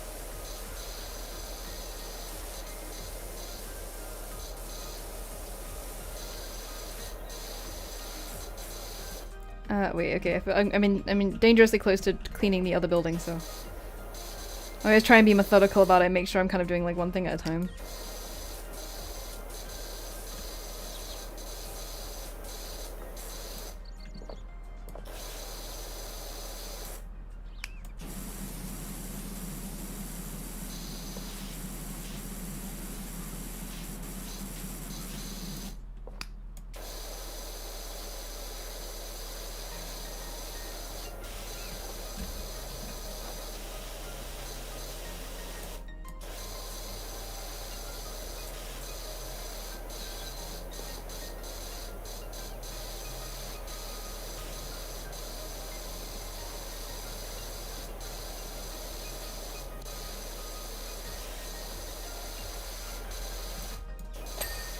Nice.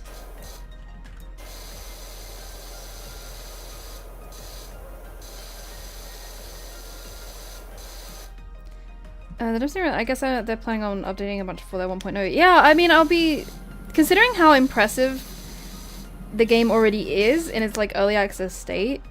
And there's like a lot of content and stuff. Which they are updating like fairly frequently. Yeah, I'm super interested to see like what the whole shebang's gonna be like.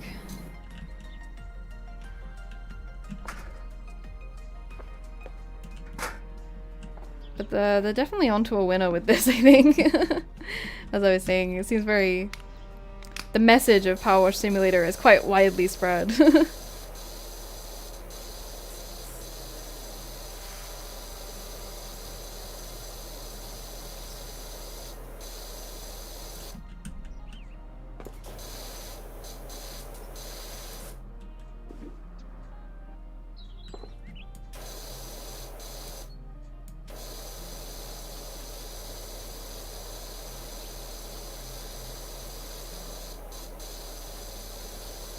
I also appreciate that in real life, if you power washed onto something like a wooden roof, it would be really loud because you would also get like the actual impact of it hitting. I mean, you can kind of hear it on this one,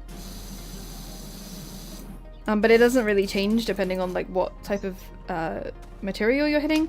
And I guess for some people, I can see why people would think it would be cool if it did do that, but for me, I'm like, that sounds good. It would probably be like super noisy otherwise.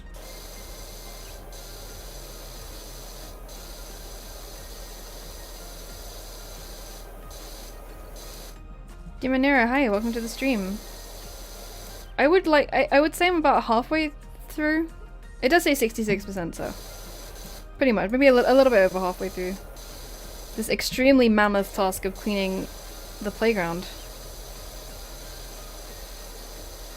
Which has been pretty satisfying so far.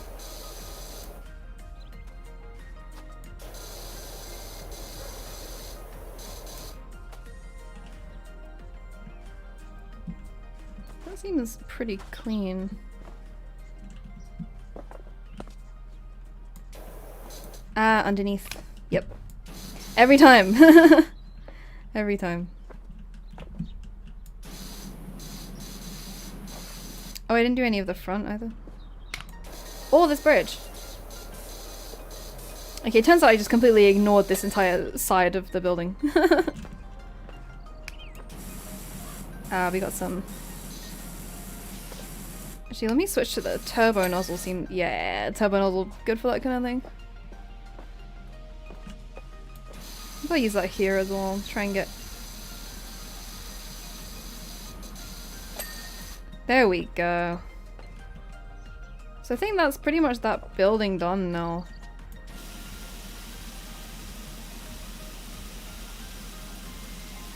Get these little floor bits, I think. Yeah, cool. So let's move on to this one. And I would say that's pretty much it left, and then it'll just be kind of like making sure the floor is clean.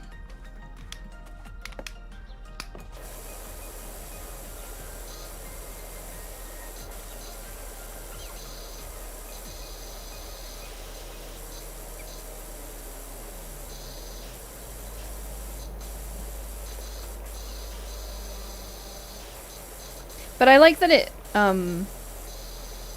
does kind of break it down into sections, so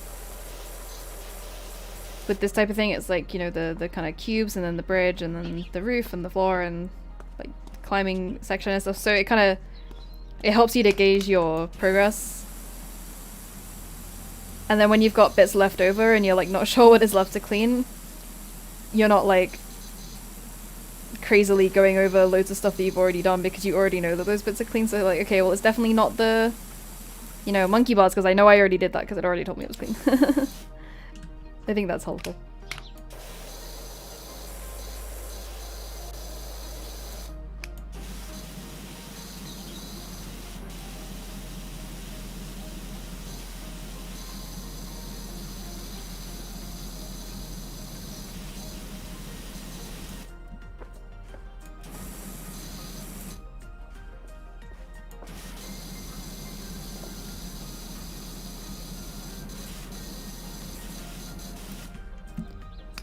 These bits I'm kind of...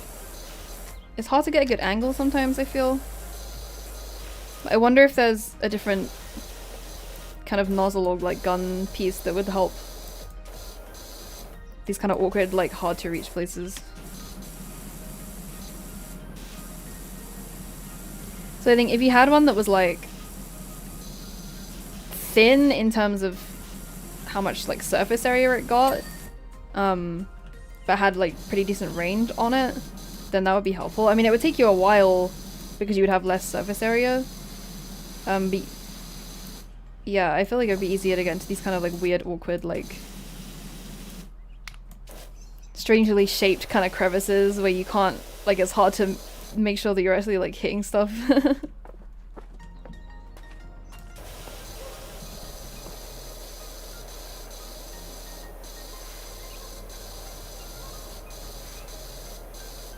But we'll see. I think we get, it was like total $500 or something from doing this one, which is quite a lot. So we'll see if I can buy any cool equipment after I finish.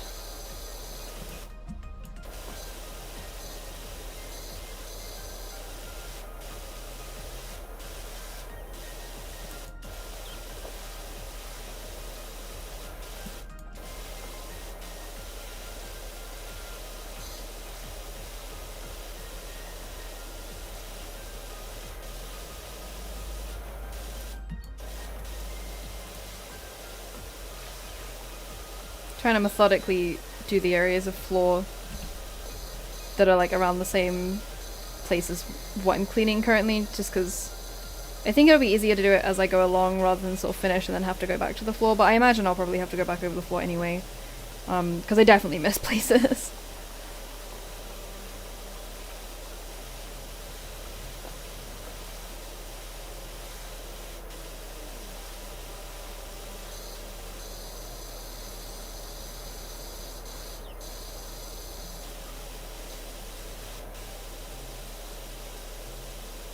This playground is actually pretty cute when it's not completely covered in mud. Who'd have thought?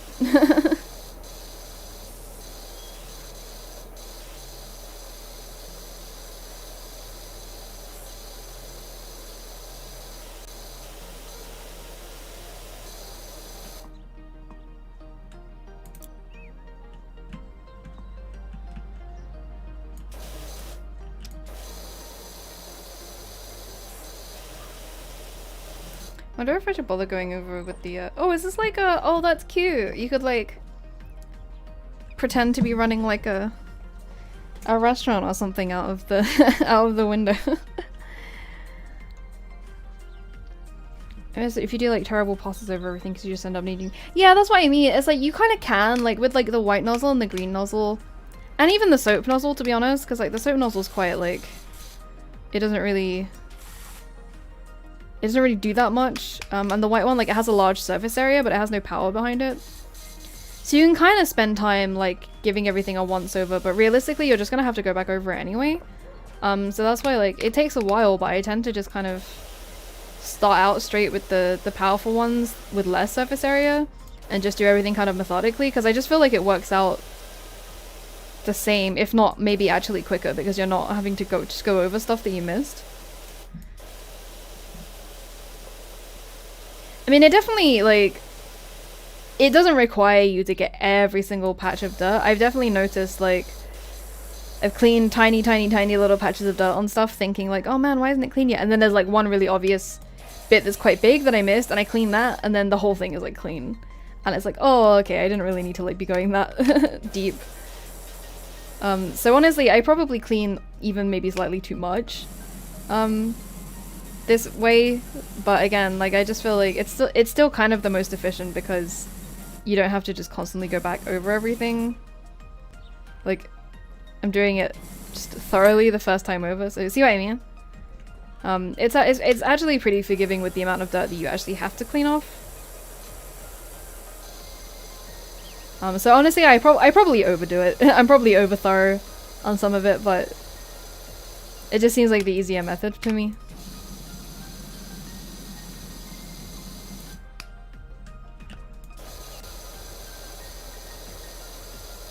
Everyone has their own technique, their own strat for PowerWash Sim. So whatever makes you comfortable and happy.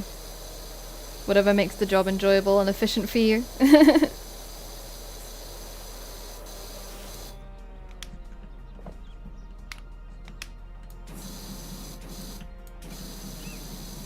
Oh yeah, it actually stops the jet from working if you're like too close to something.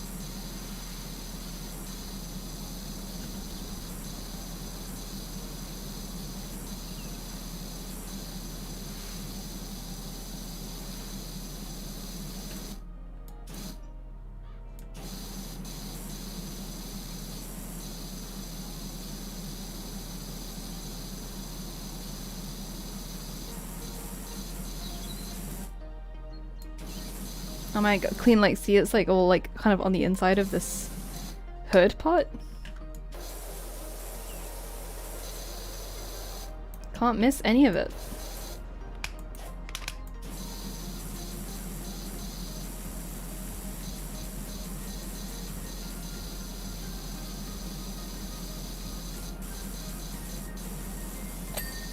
Nice.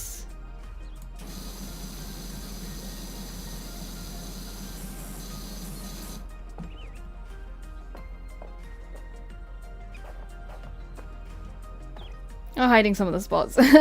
Yeah, it happens to me quite a lot where like I'll be like, man, I can't, what do you mean it's not clean? It seems clean to me, and then it's just like the tiniest thing, like on the underneath of something or the inside of something where I didn't think to look. It's like, oh man.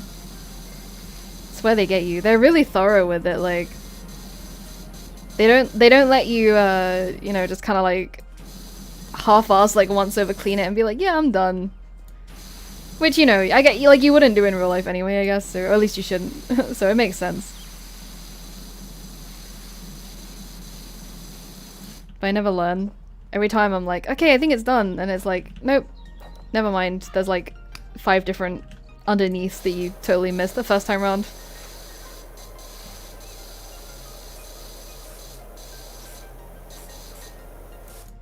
It's not really frustrating, honestly, like, because the game itself is so kind of relaxing and satisfying that I feel like I don't mind.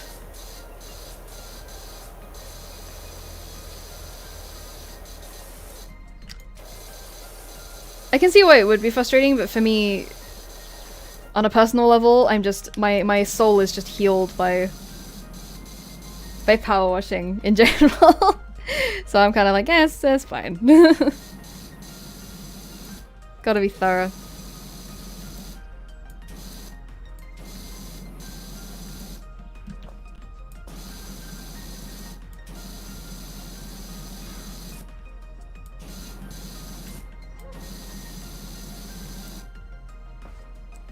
How am I gonna get the inside of... I have to shoot like through these like gaps? You got like tactical power wash angling. It's got a zen quality? Oh, for sure. I feel like if I had the time, I really could just like sit and do this like all day. It's just really satisfying. It's satisfying and it's like rewarding at the same time because you get to like look back on everything and be like, man, I did a really good job on that. Like, this place is filthy and now it is sparkling, and that was all like my hard work. I mean, obviously it would probably be more rewarding if I was actually doing this, you know, IRL, but for now I'm happy to just do my virtual cleaning. Can you go up into the structure? Oh yeah, you can. You're right. Where's my ladder? Where'd I leave it? Ah, here it is. Yeah, okay, let's go up from... Climb up here and then like jump onto the... Let's do some parkour.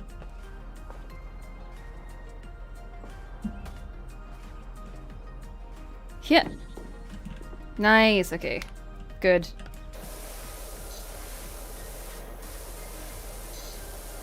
Okay, never mind. We don't have to do any tactical angling. We can just climb. Overcomplicating things.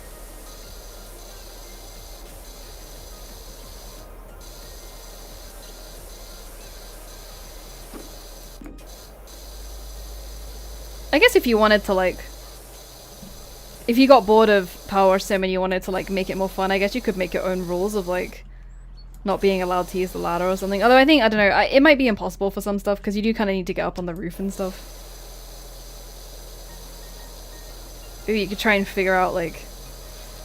I think there are, for some of the levels, I think there are like time, like speedrun challenges. Like time trial type things.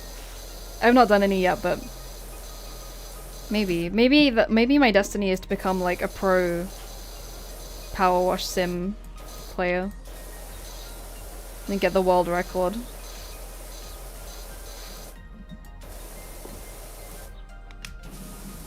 You probably need the expensive nozzles and stuff though from the store.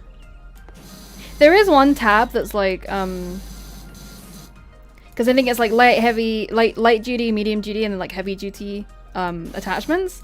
And there is one that's like professional grade as well, but it's like doesn't have anything on it right now. And I don't know whether that's just because I haven't unlocked it or whether it's just like they haven't quite got that far in like early access yet. But I'm curious to know what the like big boy professional grade power washer is like. I'm sure you could parkour, like run up the slide and then jump up. Yeah, you probably could, because you can jump actually like pretty high, to be honest. So yeah, if you really like, if you wanted to challenge yourself to like not use the ladder, yeah, there's probably ways around it.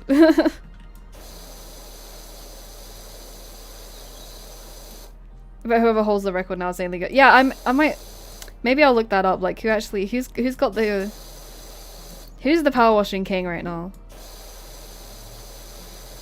Could it be me?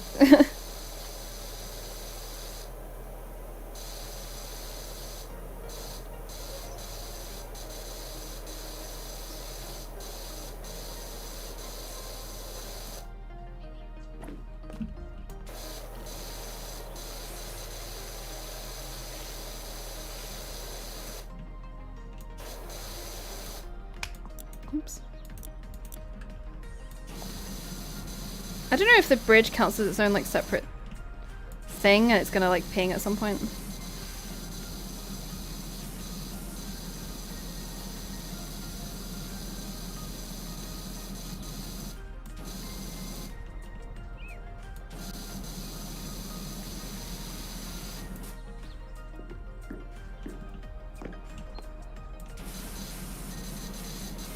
Dirt vision is helpful.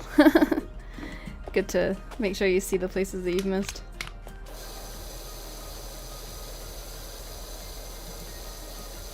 Alright, let's do this inside. Like these parts are just like pretty much the most like just raw surface area that you just need to just go back and forth.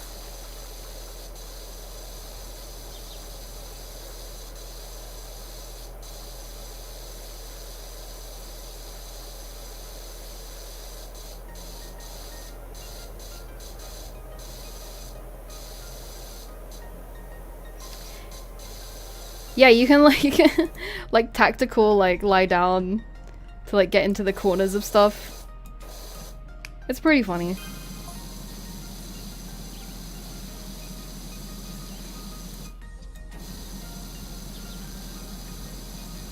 I feel like maybe you shouldn't be using cleaning products that are like extremely toxic on children's play areas. Maybe that's just me. But kids just don't care. Like kids just lick stuff, you know what I mean, or they like touch stuff and like put their hands in their mouths, or they just like don't think about it. Well, it's probably a lawsuit waiting to happen. Do you ever power wash your dishes? I think they would break. Also, Renadashi, welcome to the stream. I think they would, yeah, depending on, well, maybe if you use like something like this where there's like not a huge amount of power on it, like it might be fine. But otherwise, I think if you try to use like this red one on it, it would like, your dish would just like snap in half and there'll be shards everywhere. But I guess on the plus side, it would be clean, so swings and roundabouts.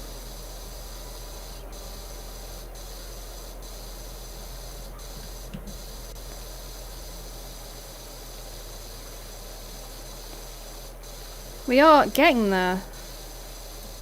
Slowly but surely, we are getting there.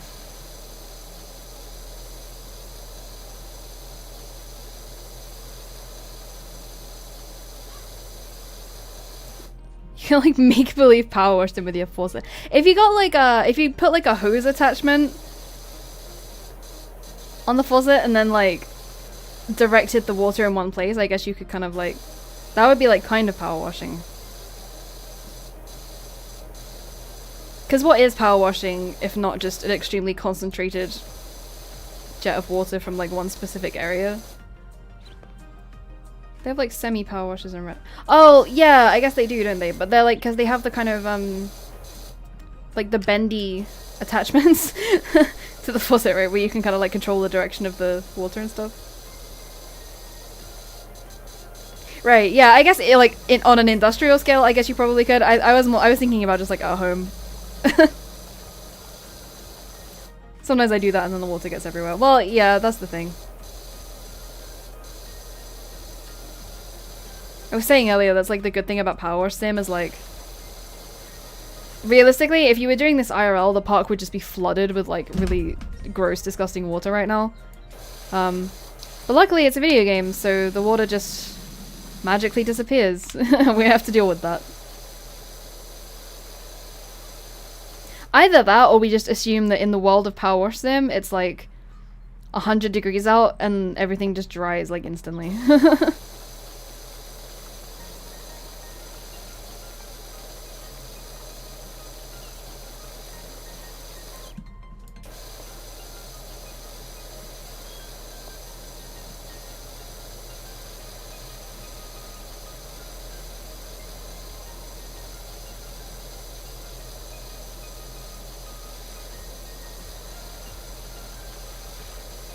They're just boiling a lot. It gets to 100 degrees in some places, doesn't it?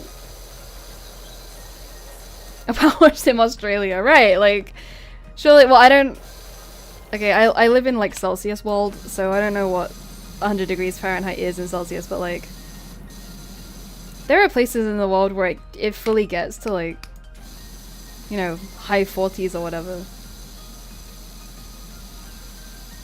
Low humidity. Yeah, it would have to be like hot, but like just pure dry heat. Which I think Australia gets, right? Where it's like, just the sun is just so insanely strong.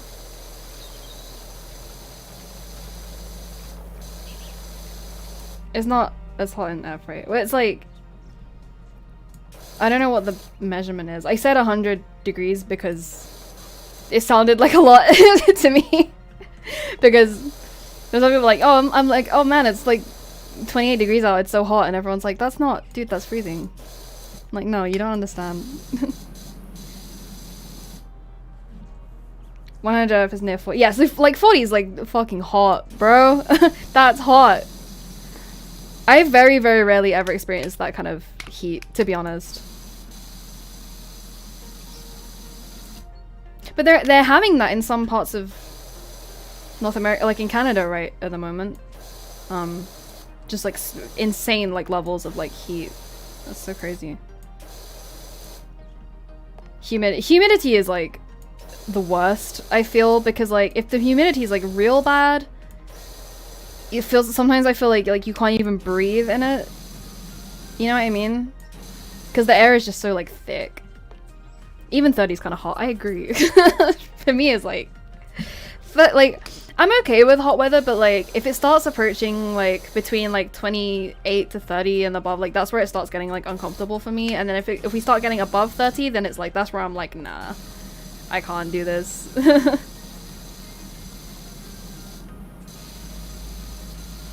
For me, like the ultimate kind of sweet spot for me is like 25 Celsius is like, that's just where it's like nice, it's warm, it's sunny out, like, but it's not sweltering, like you're not dying. It's okay if I'm not in the sun. Well, yeah, that too. I mean, like if you're in the shade and there's like a breeze and stuff, it's okay.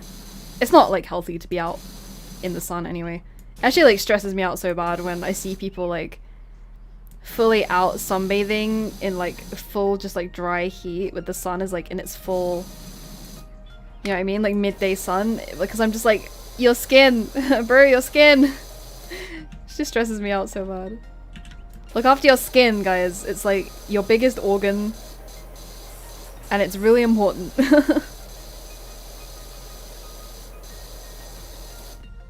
Sometimes I like experiencing the blistering heat. So every now and again I just love to torture myself.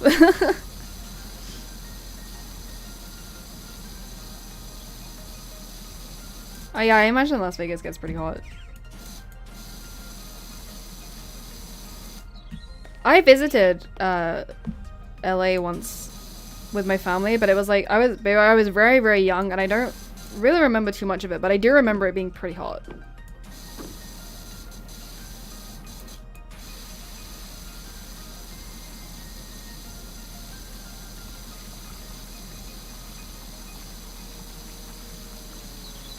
But it doesn't really get too hot where I am. Like, it does on occasion, but not too much. And when it does, it's usually just because it's just a product of global warming. So when it gets really hot, everyone's just like sad because it's like, ah man, this just shouldn't be happening.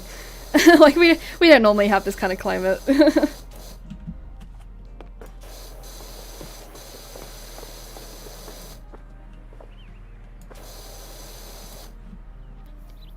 Yeah, you ever like pull clothes out of a dryer? Yeah, I do, but like probably not in summer. I would do it in winter. Fresh dry cleaner clothes are really good when it's cold. It feels like putting on like a hug.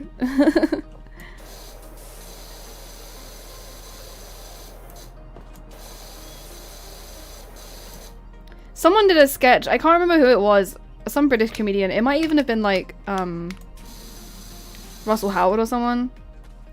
Well, he did an entire sketch about like, not sketch, but like he did a bit on one of his stand-ups about like radiator pants. Where it's like, where you just put your underwear on the radiator and then like, after a while you put them on and it's like, just warm when you put them on. And he's like, just talking about like how it's just a really good feeling. And it was funny because yeah, it's just like one of those things that like everyone does, but I guess not many people like mention it. But yeah, that is good. It's good shit. Yeah, humidity's pretty bad though. I feel like most of the times that I've ever visited Asia, it's always been pretty humid. Like, Japanese humidity is the worst. It's so bad. And I visited Japan in summer like quite a few times, but I think I'm gonna need my freaking step. On a radiator. Yeah, because like actually tumble dryers are not super common in some places. So sometimes you just like stick shit on the radiator instead. Also like not everything is tumble dryerable anyway. Not all clothes are suitable for the tumble dryer, so I guess it just depends on what you're using as well, but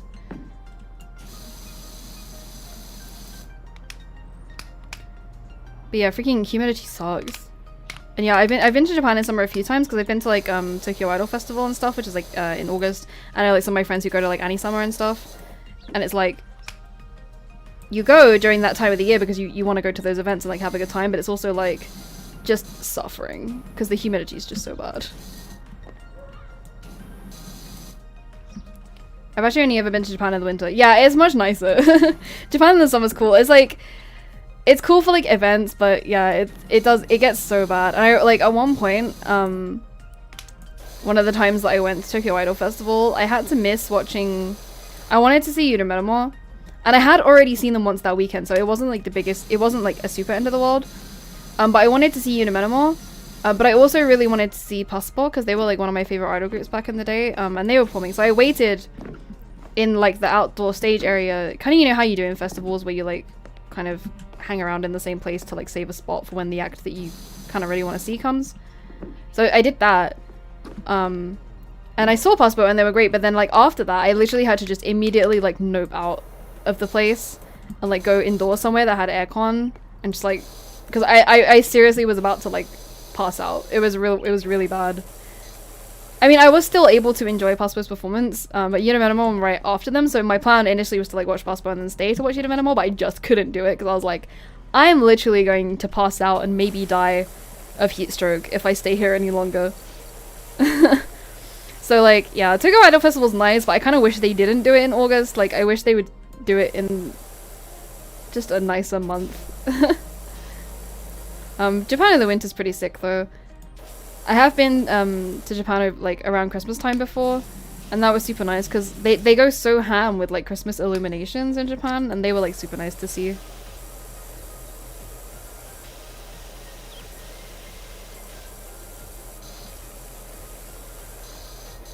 I'll be going this winter, I'm excited. I hope you have fun. Japan's awesome. Japan's awesome like any time of the year as well, is the thing. Like, there's pretty much always something to see no matter which time of the year you go. I want to go to Annie Summer. Same. I want to go really bad. I have a friend who like religiously goes like every single year. He doesn't really go on holiday anywhere else. He just like saves his money and just like goes to Annie Summer basically every single year. And he always has a really good time. He's always got like good stories to tell from times at Annie Summer, because you know they always have like surprise guests and stuff. But I also kind of feel like one of the reasons I used to go to Tokyo Idol Festival was because when you're into this kind of stuff, well, you don't really know how many times you're going to get to go to Japan. Even when you're working and you have like a job and you know you have the money to go and stuff, it's like you don't, you know, nothing in life is ever certain, and you don't know like when your circumstances might change and stuff. And so basically I was like, if I go to TIFF, then it's a chance for me to just see everyone I want to see at least once. Like, even though it's like a short live, because they only get to do a few songs, because obviously it's a festival, so they're not on for very long, and like, it's obviously not the same as like seeing them at a one-man live, but at least you kind of get to like have that experience. And there's a lot of idol groups I've seen live that I really, really enjoyed seeing that I don't think I would have got to see, like, if I hadn't seen them at TIFF. And especially because idols are so like, how can I? They're so fleeting. That like, you don't know who's gonna disband like tomorrow. So that's, so it's kind of like, I'll just go and then like, I know that I'm gonna see like XYZ, and like at least I can kind of like tick them off the kind of bucket list of people I want to see. So I feel this kind of the same way about Anisama basically, where it's like, I would love to just go and I would be able to just like tick a bunch of people off the like, I want to see this guy live list, if you know what I mean. Where it would just be like, because you would get to see, I mean, in my case, it'd be like, oh, you know, I'd get to see, like, a bunch of the boundary bands, I get to see, like, D4DJ people, I get to see, like, probably Lisa, you know, kind of all these, like, people that I enjoy listening to. I would just get to, like, you know, just experience it once, and then, like, tick it off, and then that would be, like, okay with me, kind of thing. So I think that's what festivals are good for, it's just, like, if you just really want to experience seeing someone live once and it doesn't have to be a one-man, then it's just a good way to just like tick it off. You don't know if the people you're seeing are going to continue forming too. Yeah, exactly. It's like, and there are people that I've like seen and been like, oh, they're really cool. I'm gonna like, you know, keep up with them and follow them from now on. And then like 6 months later, it's like, oh, they disbanded, or like, oh, your favorite member left, or like, oh, you know, it's like, oh man, like that's happened. That's happened to me a lot. I'm cursed. With idols in particular, that's happened so often where like I've gotten into an idol group, I like picked an Oshi and everything, and like I probably met them and like to check in with them, and I'm like, oh man, I'm like gonna support this person, and I'm like really excited about it. And then like 6 months later they graduate. It always happens to me and my Oshis, I don't know why. Really cursed. The only concert I saw of Negoto was one that they announced their final tour, right? And it's like, oh, okay, cool, man. But then it's like, at least you got to see them that once, like, because it's like the most frustrating thing is never being able to see someone live, and then like the chance just like going before you even get to. That shit sucks.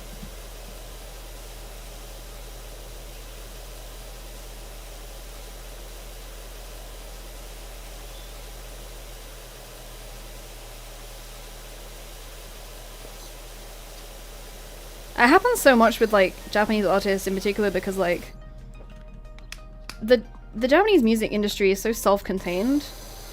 I mean, there are some groups that are like super interested in their like foreign fan base and want to come out and like see people, and so they'll travel like, you know, to the States and Europe and stuff and other parts of Asia. But in general, like kind of the, oh nice, I've done the floor, cool. In general, like, Japanese artists really do kind of keep to themselves. And so, usually, like, in my experience, if you want to see a Japanese artist, like, you have to go to them. It's very, very rare that you'll, like, get an opportunity to see someone come to where you live.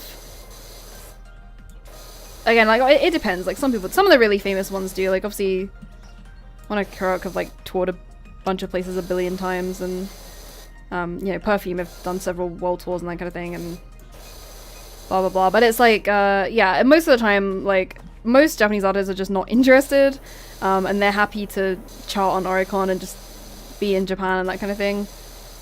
So usually if you want to see them, you have to go yourself. But because of that, like, there definitely are a lot of artists that have just like been and gone, and it's like you just never really got the chance to see them because you just never got to go to Japan in that time, and they just weren't interested in coming overseas. I think that a lot about, like, I don't mean to start the like K-pop versus J-pop war, but I think when people are like, oh, but you know, K-pop does so well internationally, like, which is really impressive, and it's like, it is really impressive, don't get me wrong, but also like they also kind of like welcome and enjoy that, and they kind of do their best to sort of appreciate it and make it known that they see it, and you know, that's like part of their marketing and what they enjoy. Whereas like most Japanese idols, like half of them don't even like acknowledge like having foreign fans, let alone like care or like want to do that or like push for it, which is fine. It's just a different industry, but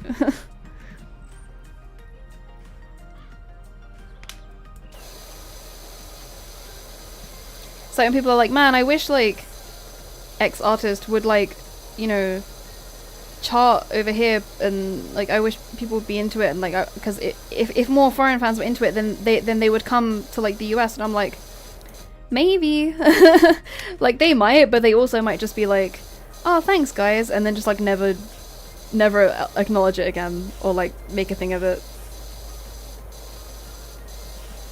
because like that definitely happens.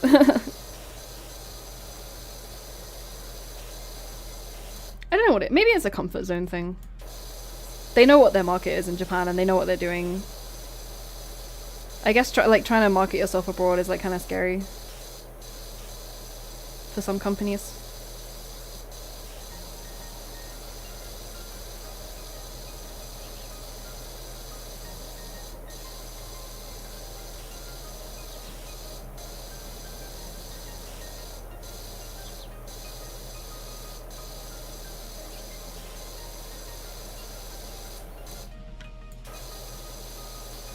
So close to finishing this playground. I mean, so I'm really excited for the freaking time-lapse video I'm gonna get at the end. It's gonna be really satisfying.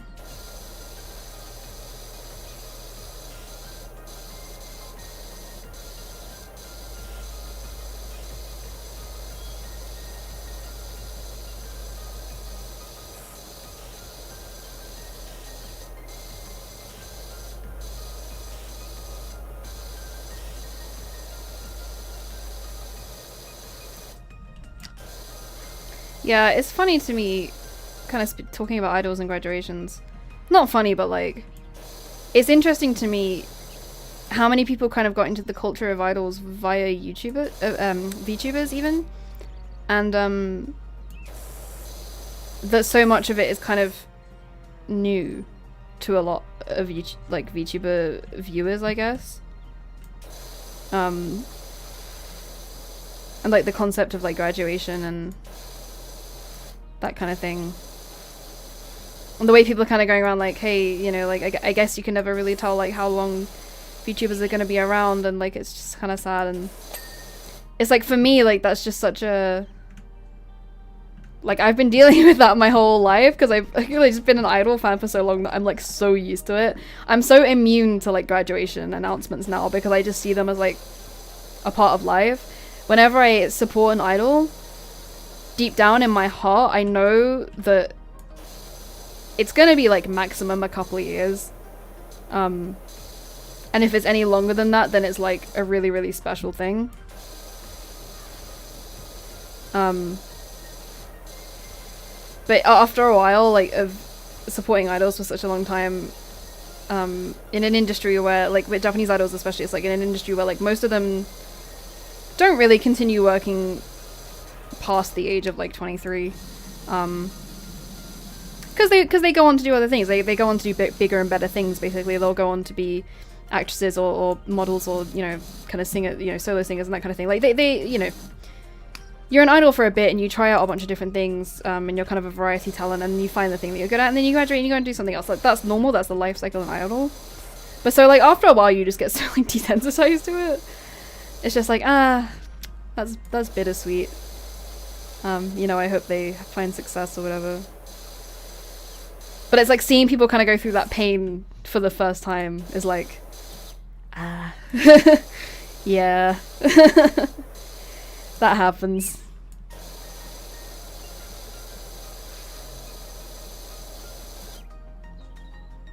It's true though. You never really know, like, people's circumstances change. And I think the same goes, like, people, as I was saying, like, people kind of become idols in Japan. Like, lots of girls choose to become idols because they know they want to work in entertainment, but they aren't quite sure what they want to do. And being an idol is just a really good way of doing that, because you often get to, you just get to try a lot of stuff. Like, idols kind of expected to just be able to sort of be a jack of all trades kind of thing. Like they don't necessarily have to be that great at singing or dancing or modeling or acting, or, but as long as you can kind of do all of those things, then that's like usually what they sort of look for. So it just gives you an opportunity to sort of garner a fan base and get loads of experience and try out a bunch of different things. And as I say, then eventually when you get older, it's kind of like, okay, you know, well I enjoy the singing the most, or I enjoyed the modeling, or you know, I kind of decided I wanted to be an actress or a voice actress even, or you know, like kind of get to a bunch of stuff. I feel like VTubing is kind of the same, or like content creation in general is kind of the same. You get to kind of try out a bunch of different stuff and learn how to interact with an audience and, you know, do gaming and singing and crafting or whatever else it is you want to do. And you get to just have like a really nice time with that.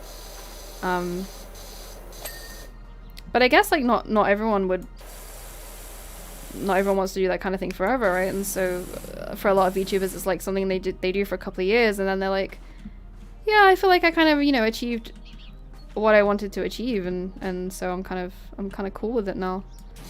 And then they just kind of peace out. Or, you know, people's life circumstances change. I mean, as much as everyone would love to like stream as their full-time job, it's, you know, obviously it's pretty hard way to sustain yourself like forever, and so, you know, people's circumstances might change and they might not just be able to stream anymore. But that's why, you know, in a similar vein, it's just like you gotta make sure that you enjoy it and get the most out of it while it's happening, so that when inevitably, as all good things do, it comes to an end, you can kind of say, you know, well, I got what I wanted out of that. I had a really good time. They had a really good time. You know, we're cool. And I think as long as you can say that, then there shouldn't be any regrets at the end. And that's how I felt with all my like Oshies up till now. And groups that have nice. Yay. What's it? Yeah, that's how I felt with like all the kind of groups I've supported up till now, including, as I was saying earlier, like Paspa. They were around for a good 10 years or so. But I had supported them from debut until end. And it was bittersweet at the end, but I had a good time. I had no regrets. That's what's important. What else is important is this sick time lapse. Look at that. I did that. That was my hard work. That was my like 2 hours of hard work. Man. And we earned $500, so that's pretty sick. Anyway, sorry, I didn't mean for that to go into such a wild discussion about the fleetingness of idols, but seems topical.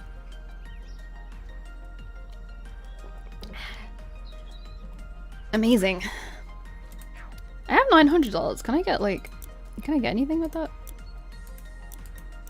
Ah, yes, like heavy duty $2,000.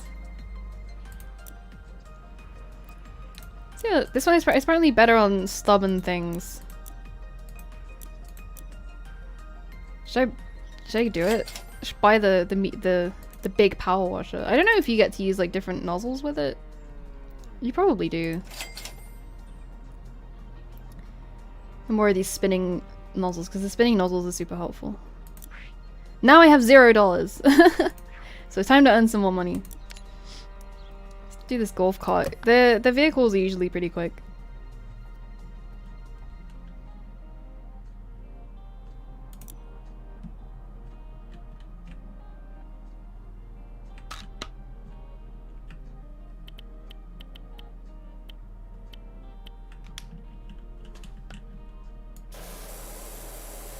Do I have any metal clean? I do. Let's get some soap up on this.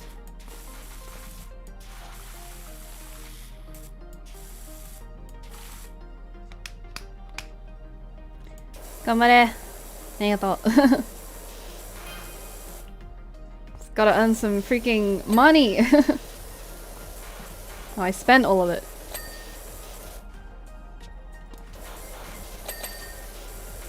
Yeah, these types of jobs are pretty quick. Just a good way to like quickly build up your money.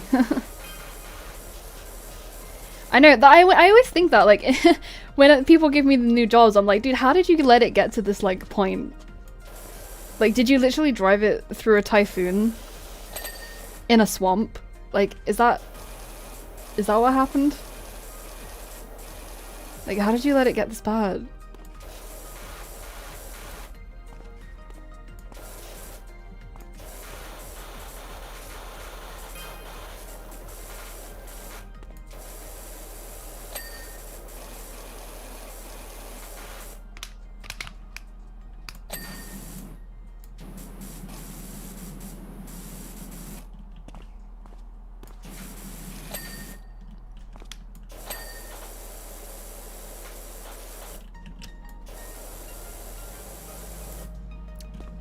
Much nicer. Nice. I'll probably just be able to jump up on the roof. I don't think I'll need the step. I'm not gonna judge people's lifestyles if they want to drive their car through a typhoon. I mean, I don't play golf, so however you know, yeah, however you want to play golf is up to you, but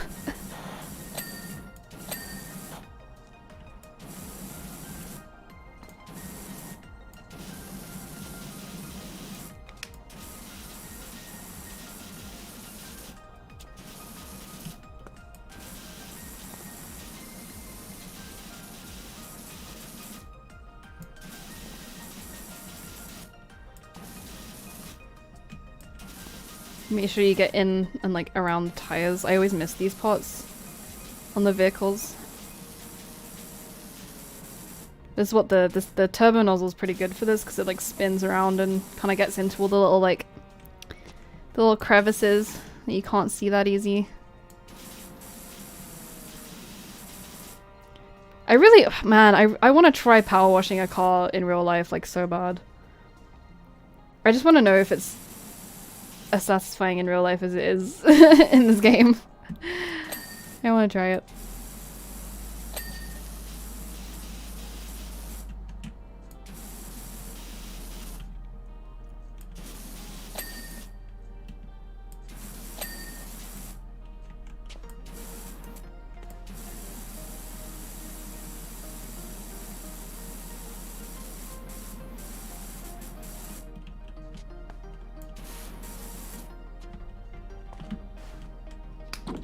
Jump straight on top.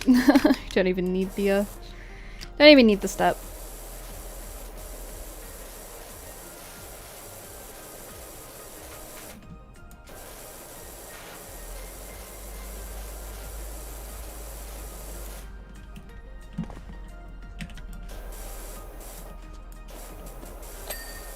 Nice. A little bit left on the seat. Oh, sides.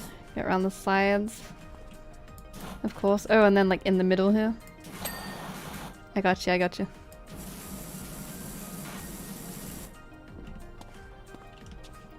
Oh yeah, and then like round the back of the steering wheel, yeah. Nice. You're a genius, Dirt Finder. I know, thank you. Beautiful.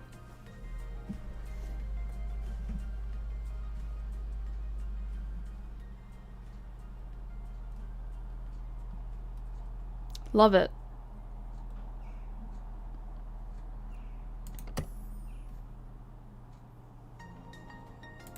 I don't know if I have to, like equip stuff. Like in the... Or whether they kind of just like turns up.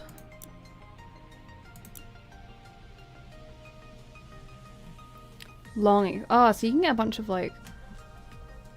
Ah, but I do have to like... Okay, so I can only use like... Urban X nozzles with this one. So like I'm gonna have to... Not only do I have to buy like the washer itself, but then I have to buy like entirely new nozzles.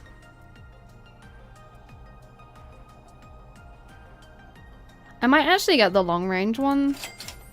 for the basic washer, just because I feel like range, that's like something I kind of been feeling like I want. They do have this, I'll do this one because it was super fun. They have this like Mars rover thing that you can like clean. And it was like super satisfying. So I just want to show you guys because it has like space dust on it and stuff. And like slime. There's this like hatch over here and it's got like alien slime on it. I think it's called like Martian slime, Martian sand, Martian dust and slime. But pretty sick that you can come up and just freaking clean the Mars rover. I would be honored to do that. I like that they have this little... I think this gnome is like one of the PowerWash Sim like mascots or something. He seems to turn up quite a lot. He's green in this one. But you also get like kind of anti-grab. So you can just like jump around and stuff. It's pretty cool. But I think they update these like kind of special ones every now and again. Like I think they change. So I'm excited to see like what else they bring out as part of the like special cleaning.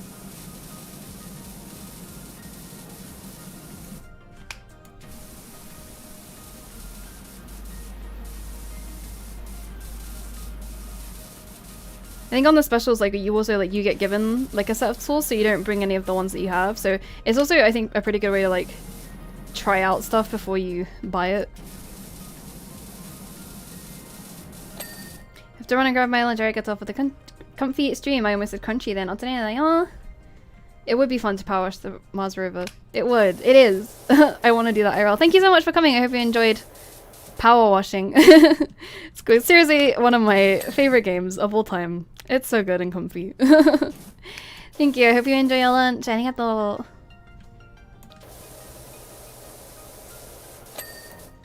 Yes. So satisfying.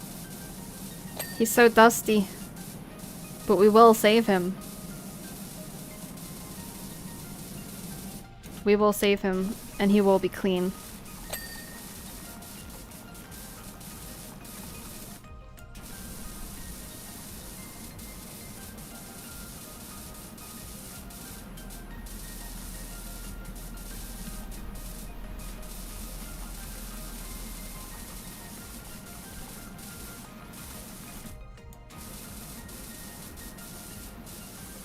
This one, it does have like a lot of like angles on it, so you gotta be pretty. You gotta make sure you're thorough.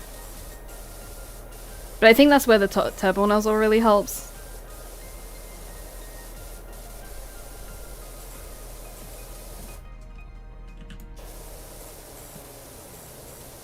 Like, look how shiny white it is underneath all of this dust.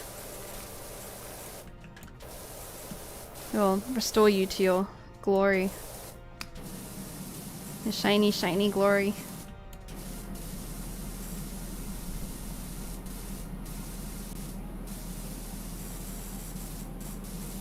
Oh yeah.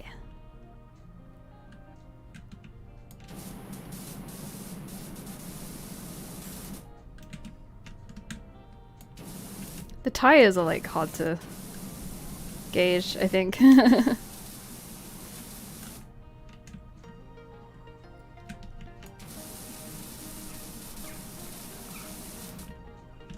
I do have my window open because it's pretty warm where I am, and around this time of the evening for me, it's 5:30 my time. Around this time of the evening, they like to gather up on the front of the houses and just scream. There's a bunch of different kind of birds. There's like magpies, and I think there are some crows that turn up and stuff. There's a bunch, but like. Yeah, they just love to freaking just like gather up on the lawn and just like scream around this time, so hopefully you can't hear it through the microphone, but maybe you can. Just add to the ambience. Imagine you get tie-ins of real things. That's the thing, is what I want is for Power Sim to be like really, really popular and then have like a bunch of really cool collabs where you just like power wash. It's just like random shit. Nice. But yeah, I can imagine them doing like good collabs with like car brands or even like sports or something. You know, like imagine they do a collab with like, I don't know, like Mercedes or something. They're like, hey, you want to power wash this like fancy car? Like I could see that being a thing.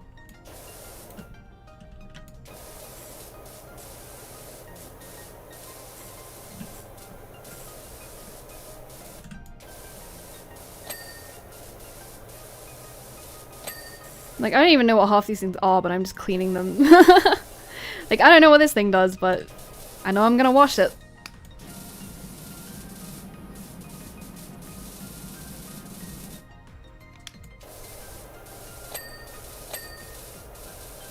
Listen, I might be from space. That doesn't mean I know anything about how rockets or rovers are built. That's not my scene. That's not my job.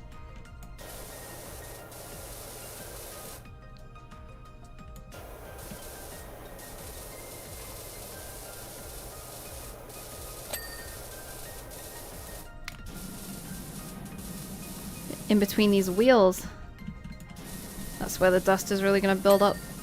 Nice.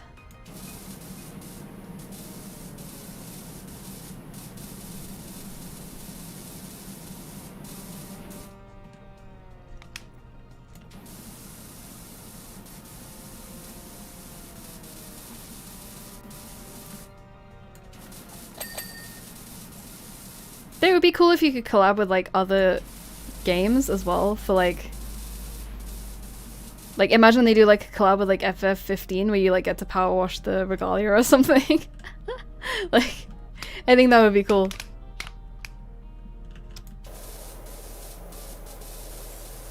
Yeah, well that's it. Like as long as you can wash it, then why not?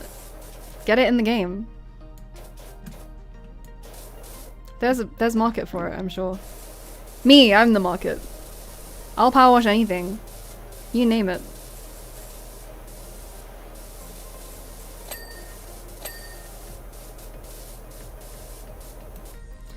Some parts are like just like really tiny little details, so stuff just like gives me the finished ding and I'm like, oh cool.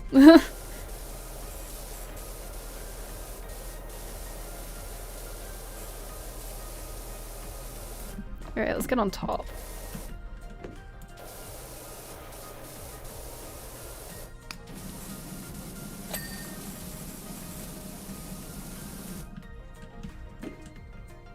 I don't quite know what I'm stood on. Hang on. It's kind of weird physics going on. Okay.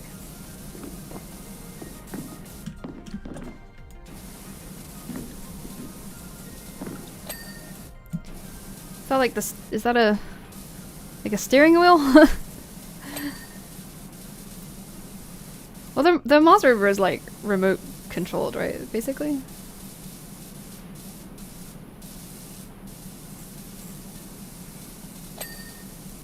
Antenna? Body mounted sensor? I'm learning. It's educational. I gotta wash all these like little individual pieces.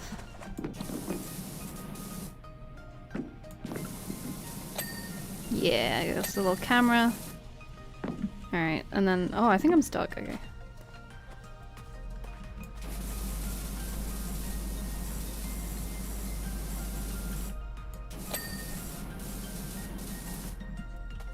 Or remote, or at least like programmed. Yeah, it's like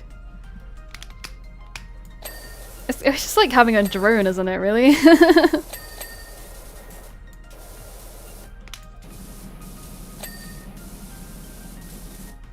Like kind of similar concept.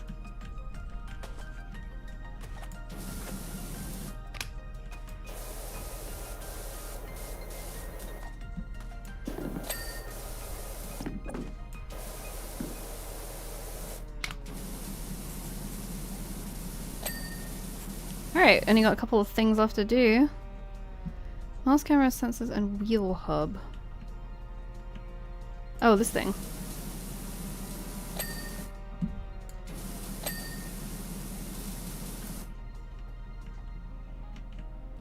Looking for my dirt cam. Ah, something... There we go. Wheel hub. Is that like this thing?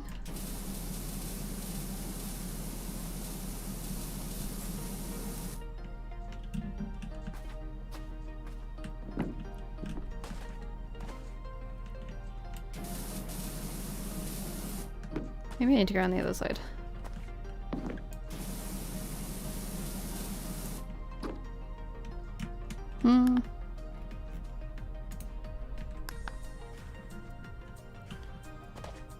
Doko. Oh, this one? Oh, like literally like the hub of the— oh, I see, I see. I thought it meant the wheel isn't like the steering wheel.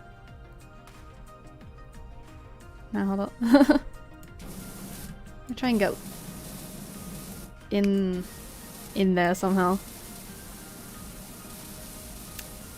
Yeah, this is about having like a kind of ranged but like thin one would do super well.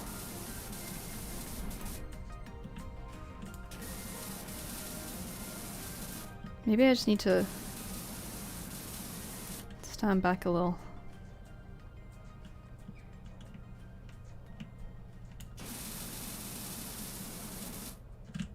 Oh, if I kind of like trick shot it like over here. Nice. Alright, we got it. We did it. We cleaned the freaking Mars rover. Shiny.